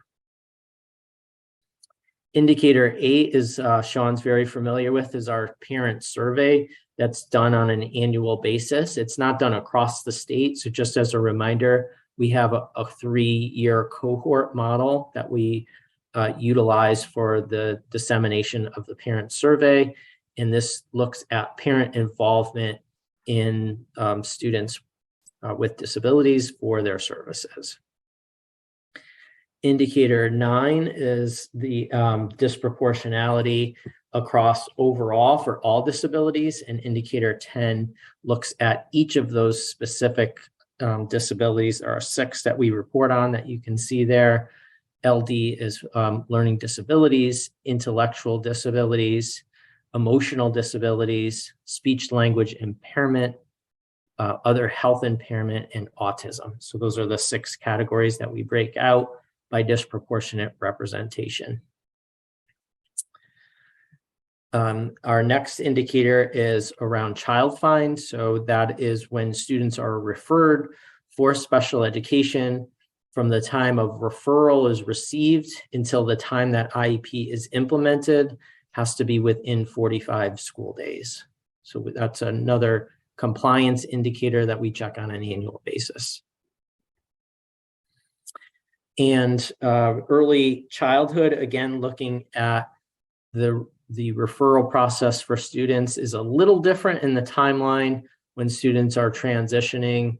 That FAPE stands for Free Appropriate Public Education.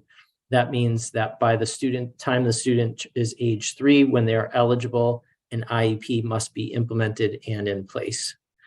And these are students that are transitioning from Part C of the IDEA, which is our birth to 3 process in Connecticut, and then transitioning to Part B, which is students 3 through 21 in Connecticut in the public school setting. or for residents, and not necessarily only the public school setting. Just a couple more to review with you, and then I'll end the presentation and open it up for questions and comments and your input. Indicator 13 are our activities around secondary transition, where we had legislative activity to ensure that all students during the year they turn 14 in their IEPs have post-secondary goals. Indicator 14 is another survey that we conduct when students receive this survey a year after they leave school. And we are looking at those three areas, whether or not that student's enrolled in higher ed or competitively employed or in some other type of employment. So those are three targets that we set within that. We've made some really extensive gains in the numbers of responses because of collaboration with the Department of Labor on this from the employment side, as well as P20 Win, which is a connection where we have to our higher ed programs so that we're able to understand students that are enrolled in either 2-year or 4-year higher educational programs. The indicator 15 and 16 are related to our dispute resolution system. So indicator 15 addresses hearing requests that go to resolution and are resolved through settlement agreements. Just a note that not every due process hearing results in a resolution session.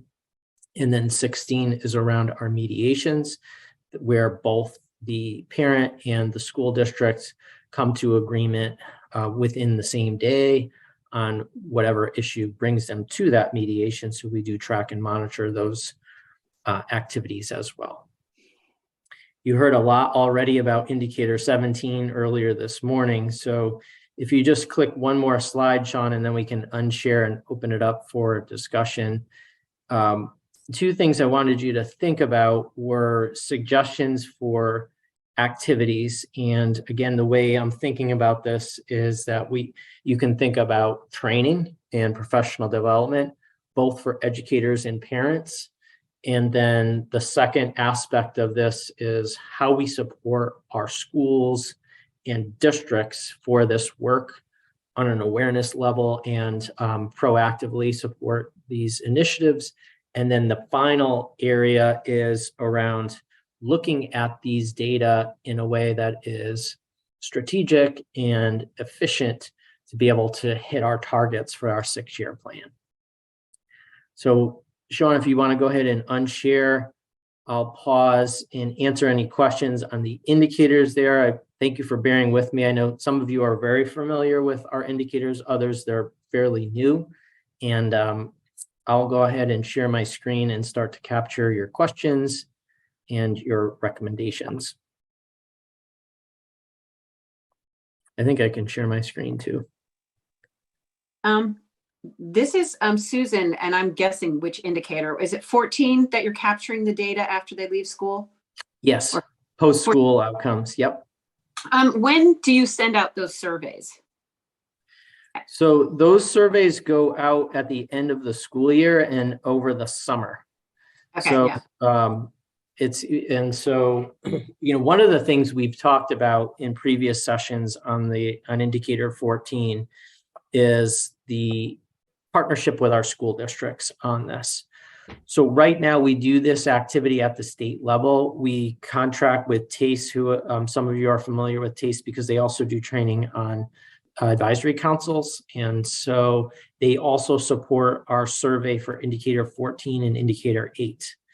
So some states have engaged in collaboration with the districts where actually the individual districts disseminate the surveys. They know the students, they are, sometimes others have moved, but they're, still able to keep those connections. So we have had some discussions and have looked at other states that take that approach, but right now it's a statewide survey that we send out over the summer for the year after a student exits. I just have a quick two things. Is there any way to see that survey at some point? And Yes. The second one is when they leave high school, they lose their high school email. And I know Yeah. That's a problem when anyone wants to track them.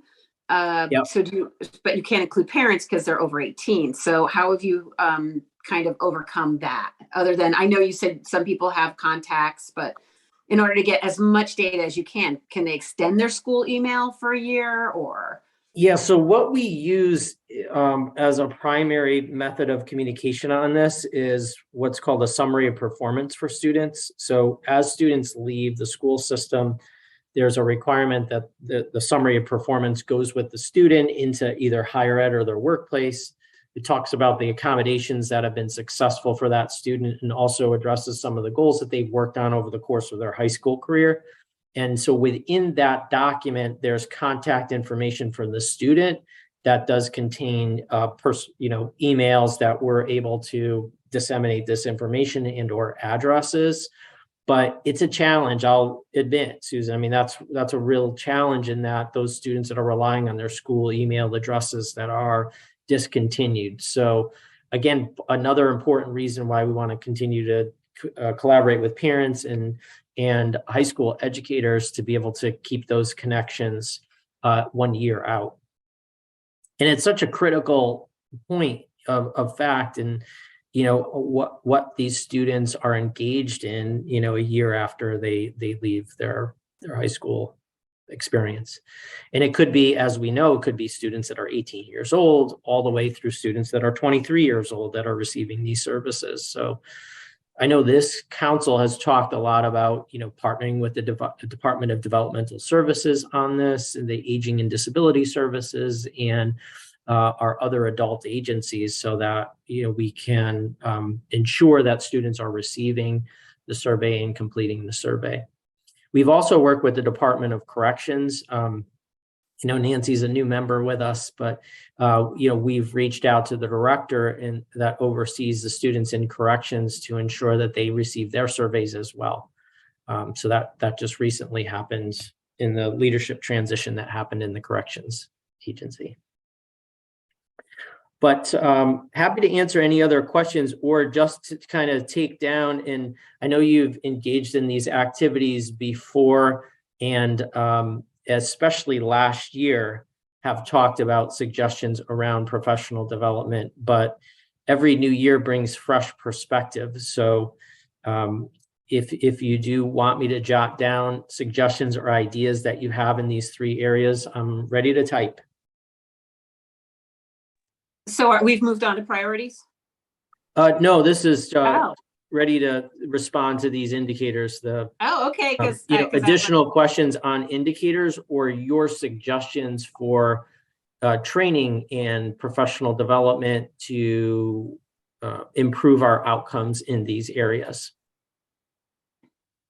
I put your questions here, Susan, because there wasn't I didn't have a questions category, so I'm just going to I'm going to move these down. I should have done that, but I'm going to move these down to questions down here that were asked. And one of the reasons I wanted to take a peek at the survey is I wanted to know if you were asking those students in post-secondary school, did they get the services that they need, and did they get them in a timely manner, and what was that effect on whether they continue or not continue? Yeah, no, that's I can send you the actual the questions and the format of the survey for sure to you and for the entire committee, so that you can take a look at it and provide us feedback on that. That's something. There are required questions that we need for reporting purposes, but it's also an opportunity. So it's kind of weighing those decision points of the longer a survey gets, the less likely it is to be filled out. But at the same time, it's very important information. Interestingly, for our parent involvement survey, there's only 2 questions or 1 question that really we report on in that answer. And in years past, we've had the survey has gone through multiple revisions, where we had a very long survey at one point that was shortened and then increased a little bit. Well, in previous years too, we've had where answers to certain survey questions weigh into that 1 question. So maybe there's 3 questions about parent involvement that are equally weighed when we report those. So The advisory council, again, your role could be and would be looking at those surveys and weighing in as we look to make improvements and develop strategies over the course of the 6 years as we report to OSEP. So I'll make a note that those are shared out with you. Thank you so much, because that would definitely help with, you know, kind of seeing how good transition is and if there's anything that needs to be improved upon or changed. So thank you, Susan. Brian, this is Jen. I have, it doesn't really fall into TA or PD, I guess, but for LRE, preschool environment and preschool outcomes, we don't have universal pre-K in Connecticut, and I don't really know where that fits in here. But, you know, I mentioned it in LRE also because I know that, like, for once they get into kindergarten, first grade and above, like if they haven't had access to an inclusive preschool environment, that can make an impact on their ability to access a less restrictive environment later on. I know that one of the big things that was a factor in us being able to access real LRE in preschool is that our town did have universal preschool, and we had an AM and a PM session, so we were able to access both times of day, and it really helped. So that's like one of the biggest things that our families in pre-K, especially like aging out of birth to 3, if their kid is on the cusp, maybe not quite eligible, they're still not getting those services, and then they might be re-referred again in kindergarten, and they didn't get those preschool services because it wasn't available to them. Excellent point. And it is a huge impact in our state and in the towns and the differentiation of towns that have those programs versus towns that don't. I know that there's right now 2 legislatively active early childhood task force groups or committees that were a result of the last legislative session. And this is a topic that's come up, and it would be a commitment from the state, you know, to fund a universal pre-K across districts. We know that, you know, districts with a lack of a universal pre-K have special education preschool programming where there's lottery or a selection process for typical peers, but it does certainly impact in a pre-K environment and could impact the district's data if there's any type of turnover or additional students that are, as an example. So great point, and you know, something to discuss as a larger council for you all. Tom? I see your hand up, and I see Jane's hand. Go ahead, Jane. Go ahead, Jane. Okay. I had one comment and one question. I used to be on the long time ago, Brian, and I brought you on right at the end before it went away. There was a parent work group that worked on the parent survey. And Yes. I don't know that we need to re-survey and not only looking at the questions, but looking at dissemination, looking at how we can increase the response rate and recommendation. And the second is a question, and I know I asked you and you may have just said it, but I'm sorry, I still don't know. When you guys reviewed the data for all of the indicators, I'm not necessarily going to pick on one, did you look for outliers in areas like by disability category, that there was a preponderance of one particular disability that was having more of an issue? And not just disability category, but language, whether the child was a language learner? We do, yeah. Again, it's really differentiated depending on the indicator. And in the Bureau, there are consultants that manage each of these indicators that are experts in the activities and the data performance office in Connecticut. We, you know, really lead the country as far as the amount of data and the types of data that are communicated. But it's that kind of age-old adage is that, to utilize that data is really important and to dive deep behind in the stories behind it. So one example I can give you concrete, Jane, is around chronic absenteeism. So chronic absenteeism is not one of our 17 indicators, but student attendance really impacts all of these things. So when we look at chronic absenteeism, we know students with emotional disabilities are disproportionately affected by attendance. And so because of that, we're able to differentiate our improvement to activities based on that. Again, we don't have all the answers with the statewide data, but it does highlight areas for us to take a closer look at the local level for. Great. So you are considering all those factors and by each individual that manages the indicator. That's what you're saying. Yeah. I mean, the disproportionality in and of itself does that. So there are certain indicators that break those out by disability category and by race and ethnicity, with around suspension and expulsion and disproportionate representation. Child find is a compliance indicator. So whatever your disability type, 100% is required. So our activities don't necessarily, it doesn't lend itself to break out in those, but for example, achievement and, least restrictive environment are important results-based indicators that we do look at that way. Okay, great. I'm good. Thank you for that. Thank you for that offer and the wondering about the parent group. We will definitely follow up with you on that. Others, Tom, back to your hand. Yeah, that's okay. So it's hard to give too many specific comments because of course it's a lot, Yeah. And I've been through this process, for a few years now and familiar with the indicators. So for those of you who haven't, my heart goes out to you as you're trying to look at this and make sense of it all because it's a lot. But graduation rate is one that is always kind of in my mind. Well, there's a number from there in my mind with suspension, expulsion, and LRA as well. But yeah, with graduation, there's always that nagging issue in my mind of how we in Connecticut deal with the graduation versus exiting and aging out, and does someone get their graduation and all that business, right? And I just don't know how that is factored in, right? I mean, I guess I think I know how it's factored in, right? It's like you graduate, you get your diploma, you're counted in the graduation thing, right? And I know it's a cohort thing or something, whatever it was, right?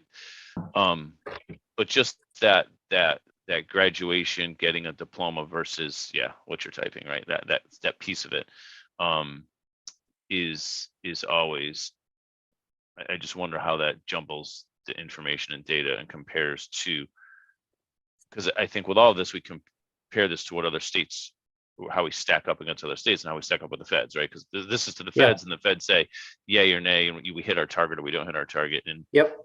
Yeah, I know that you brought that up in the stakeholder group, Tom, and that's our responsibility to be able to communicate this out in meaningful ways too. And we talked about infographics and even like our annual report. It's confusing and complex unless you live in it on a day-to-day basis. Yeah. But I think you made that comment like you were like, wow, that seems very high for the graduation rates for special education. Why is that? What is the actual formula around that? And I know our districts have a lot of questions around this because, I'm dinged at the local level because a student required transition services in an additional year, but they were successful at that end of that 5th year and they went on to post-secondary education, but I don't get credit in that 4-year cohort rate. So those are all conversations that we've had over the years. And so it's weighing the numbers versus like the supports that students require to be successful afterwards. Right. And I appreciate that because also then it, that would tend to have districts want to push someone to graduate, right? To get the diploma, right? So, if they want to count certain students in that bucket, and of course there's family push and all that to either get a diploma or not get a diploma. And what does that mean? And all that stuff. And so it's just, you don't want the collection of a data point and our strive to reach a data point, right? Whether it's at the state level or at the local level or the district level, to drive what happens for a student, right? Like, you would hate for that to happen, as far as you want what's best for the student, right? And if it's best for the student is not to get a graduation certificate, but to move on to, I would just I captured that here, Tom, too, because that. Yeah, with LRE, you're right. It comes up, not only in LRE, but I wanted to put it there because that's exactly the point of it has a student that is outplaced with 0 time with non-disabled peers could be 110% appropriate. And so we don't want to work towards goals that have negative outcomes on students. So one of the things, Jane, you talked about breaking out the data that we've talked about is looking at not only LRE, but LRE in context with progress, in that if a student's achieving at that level of least restrictive environment, whereas a student is in the 80 to 100 and failing, that's an issue that LRE in and of itself doesn't equate to achievement. So anyway, Tom, sorry to. Yeah, no, that's great. And actually, that was another one that was in my mind with LRE is, again, from my perspective in, my ultimate goal to strive for utopia, where LRE is, every student's included all the time and we don't have a need for outplacements. You know what I mean? I mean, my utopia is we don't have approved private special education programs at all. You know what I mean? That we're able to figure out a way. And I know that's like, again, I acknowledge that's a utopia and that's a long-term goal that, I think we've been striving for since the 70s. You know what I mean? So like, yeah. And we go back and forth on that, right? The pendulum swings back and forth over the years and the decades on that. But, so the push to have least restrictive, I'm all for. Right. But again, with the caveat, like, yeah, sometimes I get the placement and the out district is better. And yet, boy, would I love to be able to figure out how to serve that student in the district. Right. And I think a lot of some districts do better than others. We know that. But, how that plays out with this data analysis is important because, again, we're, districts are striving to keep that number down. And then the other part of it is the accuracy of the reporting of the data. You know what I mean? When you look at the 80 to 100% and the 0 to 40, like sometimes that's, I see IEPs and I look at them and I'm like, really? Is that really where that kid's at? I see the numbers, you know what I mean? Like they're in school this many hours a week and they're in, regular education this many hours a week, but is what we really mean with included just lunch and, recess and sort of thing, you know what I mean? Like, is that really what, anyway, and so I think there's kind of issues in that LRE around that, which is challenging. And I don't know where that plays into it, whether it's, training and education, all that kind of stuff. But yeah, I think just the 40 or something is it's the same age as me, Tom. The same age as you, so that's really old then. 75. 75. You don't look a day over 60, Brian. Come on. But anyway, yeah, just that 1975. No, 75 years old. I thought you were meaning. No. 1975. My bad. 1975. But anyway, whenever we sat they're going through these numbers in detail. I remember going through these numbers in detail, right? And giving our input on all of them, and there's a lot there. But it's that balance again of focusing on the numbers, but realizing there's students behind those numbers. So how do we still get at extremely important, right? Because we know that definitely have higher in this category and lower in these categories. We know that the data reflects that. And then, obviously you guys end up with your, improvement plans and how to address those things, which is really important. Because it's one thing about collecting data. I think of that with the surveys too, right? Whether it's a student survey, 1 year out, we can collect the data, but then what are we doing with it, right? We talked about that when we did, because I was in that parent survey work back a few years ago. Great, we collect the information. Cool. What do we do with it? We report on this, right? One question, are you included? But then what are we doing with the rest of it? It's informing you guys, I would hope, Bureau of Special Ed, but beyond that, what do we do with that extra information? But all right, I'll shut up. Go ahead, Jen. No, all good stuff, Tom. Thanks. But you took so long, I forgot what I was going to say. I'm just kidding a little bit. I appreciate you getting the LRE conversation really kicked off, because to me, that's one of the biggest priorities I see, just because it is such a big issue for so many of our students. One of the things that I think we could improve on in a state is really looking at multiple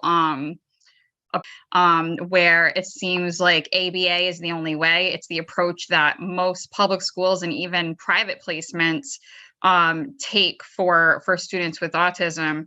And it's not a behavioral disability, it's a neurodevelopmental disability. And there are other approaches that take into account, I'll use like the SERTS model, for example, the social communication, emotional regulation, transactional supports that students with autism need. And if some of these other approaches were explored a little bit more and used in districts, then maybe it would help the kids who aren't, benefiting from ABA or other approaches to be able to stay in district if they were taught in a different way. And I can't help Thanks, Jen. myself. I just have to make one more comment. I'm sorry. I'm lying. It's probably gonna be more than one, but the LRE, I think too, what bothers me all the time with it is, and I appreciate we meet the needs of the student, right? I get that. I fully am aware of that. I have a child of my own, and I have interacted with many over the years, but I see where segregation ends up and what that looks like down the road. And it's not a fun thing, right? It's that what becomes what's best for a child and a student now in a program within a district, outside of a district, fill in the blanks, right? At whatever degree of segregation that looks like, it doesn't look great, when they're 22 and 25 and 30 and 50. And it's a track. We talk about the school to prison pipeline. It's a school to segregation in the adult world pipeline. It is. I get emotional just thinking about it, but it's troubling. So as much as I appreciate the need for individualized, I get it. Of course, I will, but the utopia I'm talking about, yeah, that's the hill I'm dying on. It's important. It's really, really important because it doesn't look pretty. If we looked at those things, talk about post-school outcomes, and I don't mean to get all crazy, but it's down the road, those outcomes for a small percentage, and they don't show up in the data, right? Because it's a small percentage, but man, they're not wonderful outcomes. As much as we've prepared a student and a group of students in the best way we can, right? That we know how, that we're able to, it doesn't look great down the road for them. So in being included and being integrated and being that least restrictive environment creates so many things outside of the education, right? Outside of what you learned in the X's and O's and the numbers and the words, but the relationships and all that stuff, it's so critical. And I'll get off my soapbox, but it's just an area that really, really impassioned important to me. So thanks. And I'm going to jump in on you, Tom, because you couldn't be more right. We're watching kids graduate from high school and sit on the couch, right? And that's not an integrated life for a person to finish 18 years of education, then just sit around doing nothing. And it may not be the largest number, but it's one of the most impacted group of people. But when you're talking about individualization, I really, when Jen talked about the various approaches to behavior that often get a kid removed from a setting, behavior being one of the primary reasons kids are removed into segregation, not the only, but that could actually, that individualization that Megan and Alicia spoke about earlier, if people were really looking at those options for interventions on an individualized basis, that could help the kids stay in the LRE because they're going to manage those individualized behaviors based on an individualized approach rather than everybody does ABA or everybody does, whatever that district might be doing that might not work for everybody. So the individualization piece is really key because they're not all interventions are not the same and every kid doesn't need the same approach. But I am with you 100% on they should be trying these approaches in the general ed setting and doing their best to keep a kid in that environment so that they benefit from those relationships and those experiences. I have a 33-year-old son who was primarily included most of his life. And when we walk around in the community, everybody knows him. and everybody communicates with him, and he is part of his community. And that was a result of inclusion. And so I understand day to day how important it is. Does it mean he can do everything he'd like to do? It doesn't. But does it mean he understands what there is to be trying to do and how to connect with other people? He does. So we can't lose sight of the value of inclusion. And Brian and I are on the team I've mentioned before for CCSSO, which is bringing more inclusive practices to Connecticut. And I think that's going to have a big payoff for districts and especially for our kids.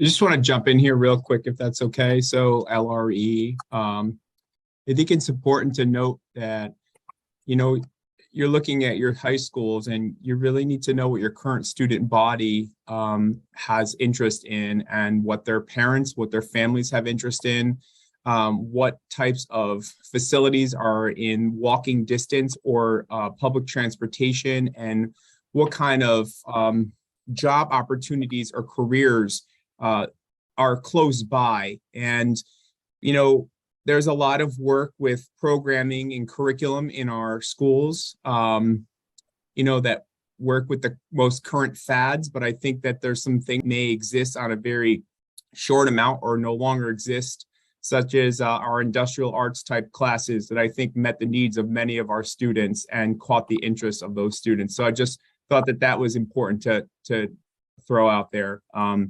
Students do not have access to those that type of programming any longer in many traditional high schools.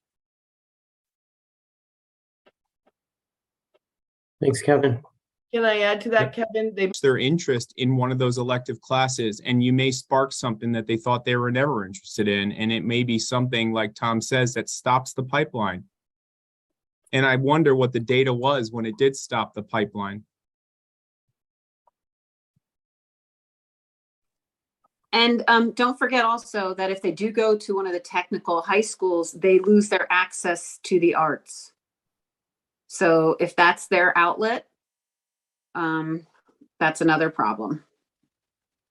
If that's how. So I just wanted to let you know that. I'm going to copy these over also into our secondary transition activities, because I think there's a lot of overlap there as well. Just to. Thank you. Outstanding comments. And thank you for your input, your passion on these topics and subjects. If you're not comfortable sharing this template out with you as well, and our progress on these data points moving forward for in February. Other questions, comments? Nachi, I see your hands raised as well. Thank you. Just a little trouble unmuting. Thank you, Brian.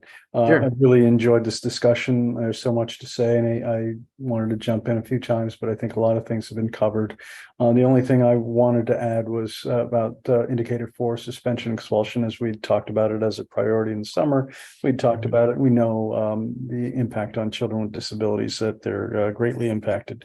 I threw in the chat the ideas that can work 2015 about reducing suspension expulsion. We did a great job maybe 10, 15 years ago when we introduced PBIS. We have a model for PBIS. I think it needs to be incentivized, meaning that we now have money in our state. So let's pay districts who reduce their rates, who actually do professional development around reducing suspension of students with disabilities. And this can be done through the practices that we well know through our PBIS models, but we've kind of gone away from that a little bit just because of the realities of staffing and the ease at which the ability for students to be suspended out of school.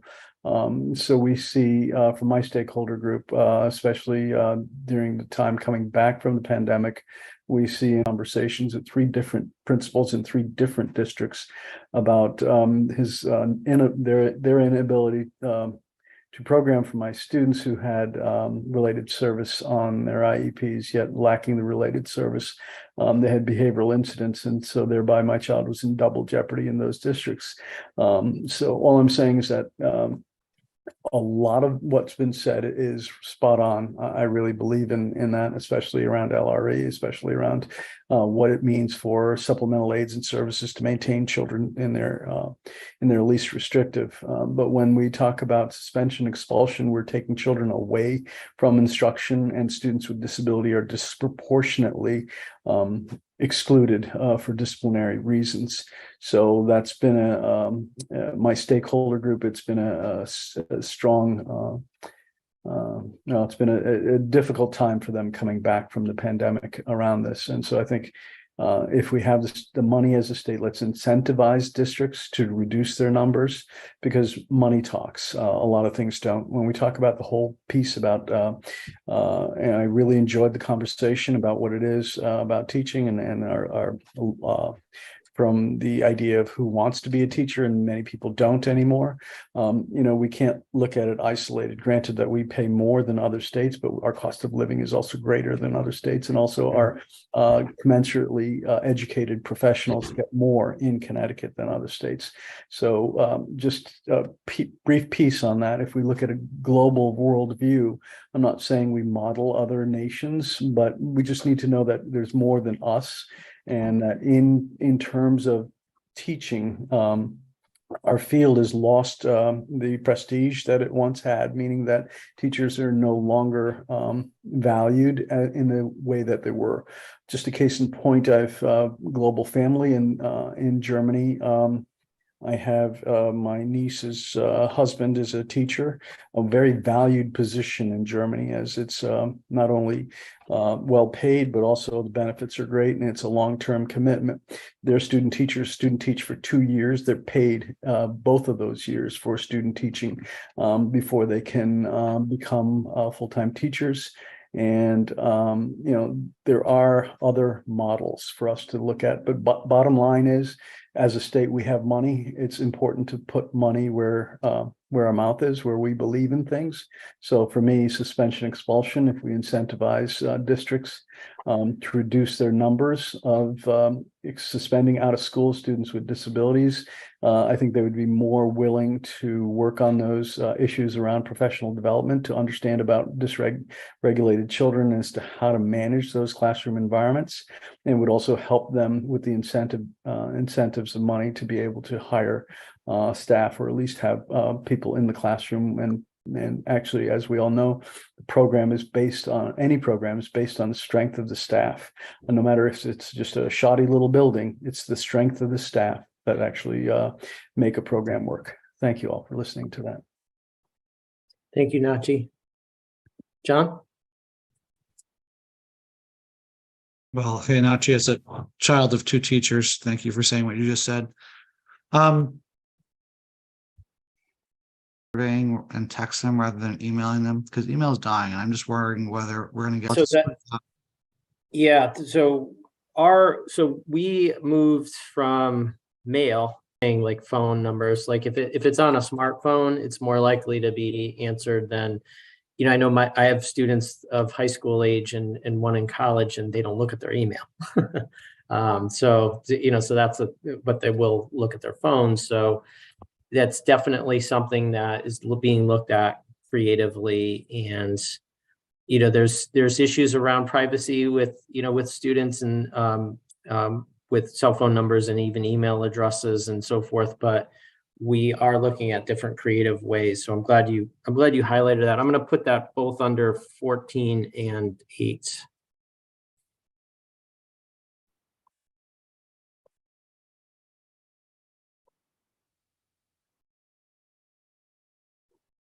Thanks, John.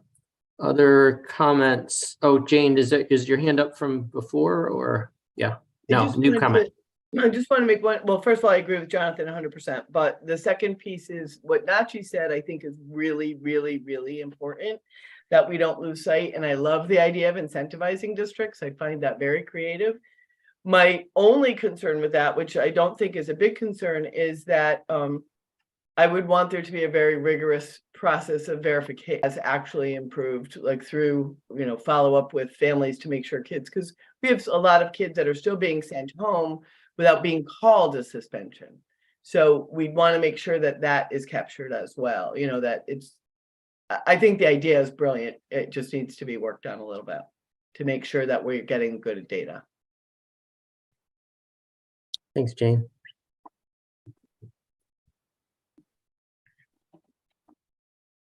So Brian, for indicator 14, Yep. I just had a thought, portrait of a graduate. So I know that we talk about, training with our staff and working with parents very early on and students to talk about portrait of a graduate. And, this is for every student, both gen and sped, but I think it's probably important to stress to the parents at an early level that this feedback is extremely important, and to also, bring back students that are successful in our public schools to come and talk to students. So not only to give us information, but to talk to large groups of students that are still in the process of maybe in high school or even middle school to be more successful. And we could gather that information there as well. Thanks, Kevin. That's awesome suggestion. Lori? Hi, I just was curious if, and I know that now with our staffing issue, it'd probably be a little bit challenging. Can we put something into place where observations, like third-party observations, are being done? Because I know that when I had that done with my kids, as well as I know other parents did, what was being told was happening and what was happening were two different things. Thank you, Lori. So you're talking about observations in the context of student programming? Yeah, I mean, anything that's going on in the schools. I mean, ultimately, to make sure really what's happening is happening, because ultimately, like I said, what had been being shared in the PPT setting or following up, whether it was me or other parents that I know, and then when they had, when they paid someone to go in and do an observation of their own, it was a very different situation. And just out of curiosity, and have we ever considered putting video cameras in our schools? I know it would be a cost, but just curious about that. Yeah, so I have two comments, and I'll open it up to the council. One, around the observations. So we have guidelines at the state level for independent education evaluations. There was a work group that happened maybe 5 years ago at this point in time that worked on revising those guidelines. In that document, parent observations are addressed, but it's not as it's a shorter sort of summary of best practice strategies around observations of students in schools. There are definitely issues to weigh here regarding student confidentiality and all those different pieces. But we know an important part of the IDA is that parents are meaningful participants in the special education process. So one way of doing that is ensuring that parents understand what's happening, the type of programming, and have access. Other states, that have legislative requirements around this or have looked to have, more stringent criteria around observations. So this may be something the council wants to talk about a little bit more in depth on this, Lori. So I'm glad that you brought this up. For as far as cameras and things like that in schools, that I can't speak to that statewide, but I know, for example, for transportation vehicles, that's steps that districts have taken to put in place. I know that there's a lot of activity with regard to cameras around school safety. After the recent tragedies that we've seen in schools, there was federal funding around improving the safety mechanisms in class. I don't think that's what you're more referring to, recording classrooms and things of that nature. So again, those would be, local policy decisions, and there would be significant discussions needed around, confidentiality for students and so forth.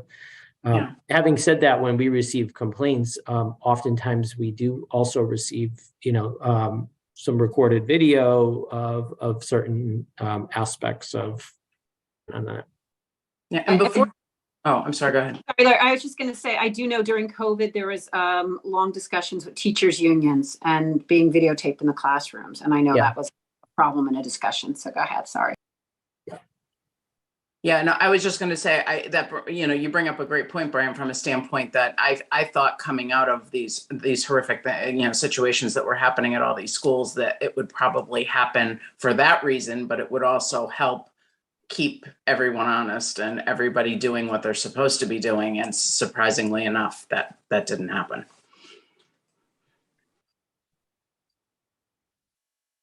Thanks, Lori. John, I have your hand up. Is that still from the previous comment? You're good? It is not. Another comment. No, Lori touched upon my hot button issue. It's what got me into SAC in the first place. Yeah, so I'm 100% for parent involvement via video and in-person observations. And I think one thing that we've learned from COVID is that having a video camera in the classroom is possible, that it's not as disruptive in some ways as people might think, that we managed to go through this whole process. And there are some legal issues, but I think they're manageable. And I think, you know, the one of the fundamentals about integrity is that there's fidelity and accountability, right? And so if we really expect to have fidelity and we need accountability, and accountability looks like observations. And for me, observation is not just like I'm going to catch you in something bad, but it's also an educational opportunity for the parent. It's also like, I think a lot of parents just sit in for observations, and in the during COVID, like it was pretty much unavailable. I think we have an opportunity to doing it, and now we have an opportunity to do it in a totally different way. I think a lot of parents go in and go, oh, now I see the problem that didn't show up in my black and white paper or on the report card. And they start to understand their child's education in a whole new light. And so I'm a strong advocate for that. And there was, you know, pre-COVID, there was a lot of pushback against parental observations, in my opinion. And then it was just annihilated during COVID. And I'd like to see it come back stronger, not, you know, die off. So I'm right there with Lori, not just for third-party observations, but for parent participation. Like, if we're going to have a great school, in my mind, a great school looks like a school where the. Thank you, John.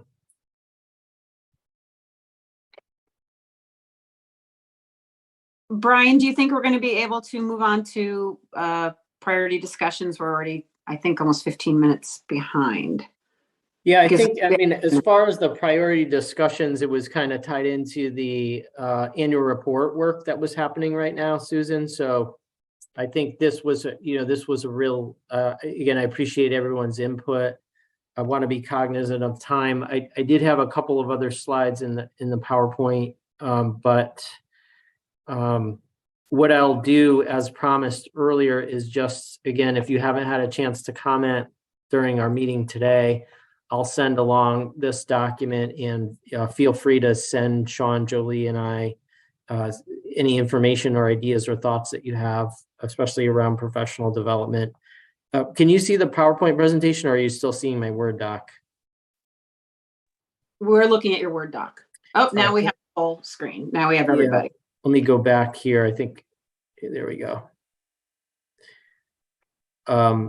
So we did mention attendance a little bit, and I know this is shared in your PowerPoint. Sorry, you'll be able to have a copy of this to reflect on later. And I don't mean to rush through it. Oh, shoot. I meant to start from the current slide versus the first one. Back one.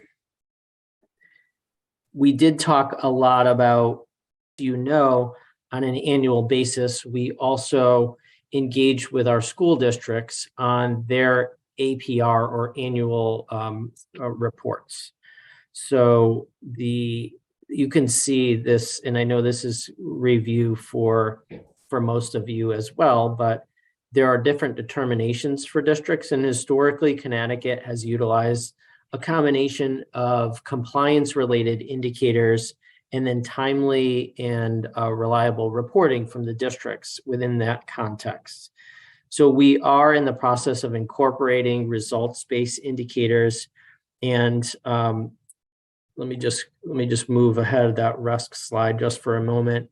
So when we think about attendance, it's important for all of us to be on the same page on how attendance is defined. I mean, it's very straightforward, but when we look at chronic absenteeism, these are students that are, their attendance rates are below 90%. So meaning they're absent 10% or more of the school year. We have a lot of data and very specific data in these categories to be able to address this, but it does disproportionately affect students with IEPs. So we fold that into the LEA determinations in that you can see some of the data here at a statewide level. And the impact that the pandemic has had in Connecticut for our chronic absenteeism rates. So we are working with school districts on this proactively, but also in an effort to have action plans that are aligned with their district priorities to engage students. I mean, that's really the foundation of what education is to make sure our students are engaged and make sure they're learning. And then that was a recommendation from the CONCASE group and our stakeholders for an important issue to focus on that will have positive outcomes. These slides, I won't go through and I'll share these with you, but these are, the Bureau of Special Education should focus on A, B, or C as we, or any letter of the alphabet as we move forward into this, the remainder of this school year and beyond. Please know that's a role that you have that you can help inform and drive. There are several initiatives that we're engaged in that the idea was hatched in this context with our state advisory council. So you really have the ability to advise and influence a lot of our professional development activities. All of our activities are focused on one thing, and that's improving outcomes for students with disabilities, and they're aligned with all those indicators that we just went over. So I broke it out by the RESC Alliance and CERC. We also partner with other entities, but as far as our main partners, I have one slide here, Susan, that's just more of a point of reference for you all, is the latest guidance document from the Office of Special Education Programs, and it's around our fiscal processes at the state. So our IDA grant manager, who most of you know, Tom Boudreau, and our teams are reviewing this new guidance, and we'll be sharing that out. But I did want to share with you the link so you can take a look at this. And just a reminder that we have a free public resource where all of the federal guidelines and regulations are located, as well as our state. So it's sort of a one-stop shop for, if you type in the search item, a topic, a variety of these resources will pop up. So that brings us pretty much to the close of the meeting, Susan, but you mentioned these priority areas a little bit earlier. I do appreciate your attention, and I know there was a lot of content today in presentation, and but your thoughts and your input is really valuable, and we take back and fold into our work moving forward. So I know there's an executive committee shortly after the meeting today, Susan, to kind of talk through, priority work moving forward, the completion of the annual report, and to drive our agenda for our next meeting. But I'll stop sharing at this point and see if there's any outstanding items of business before we close for the day.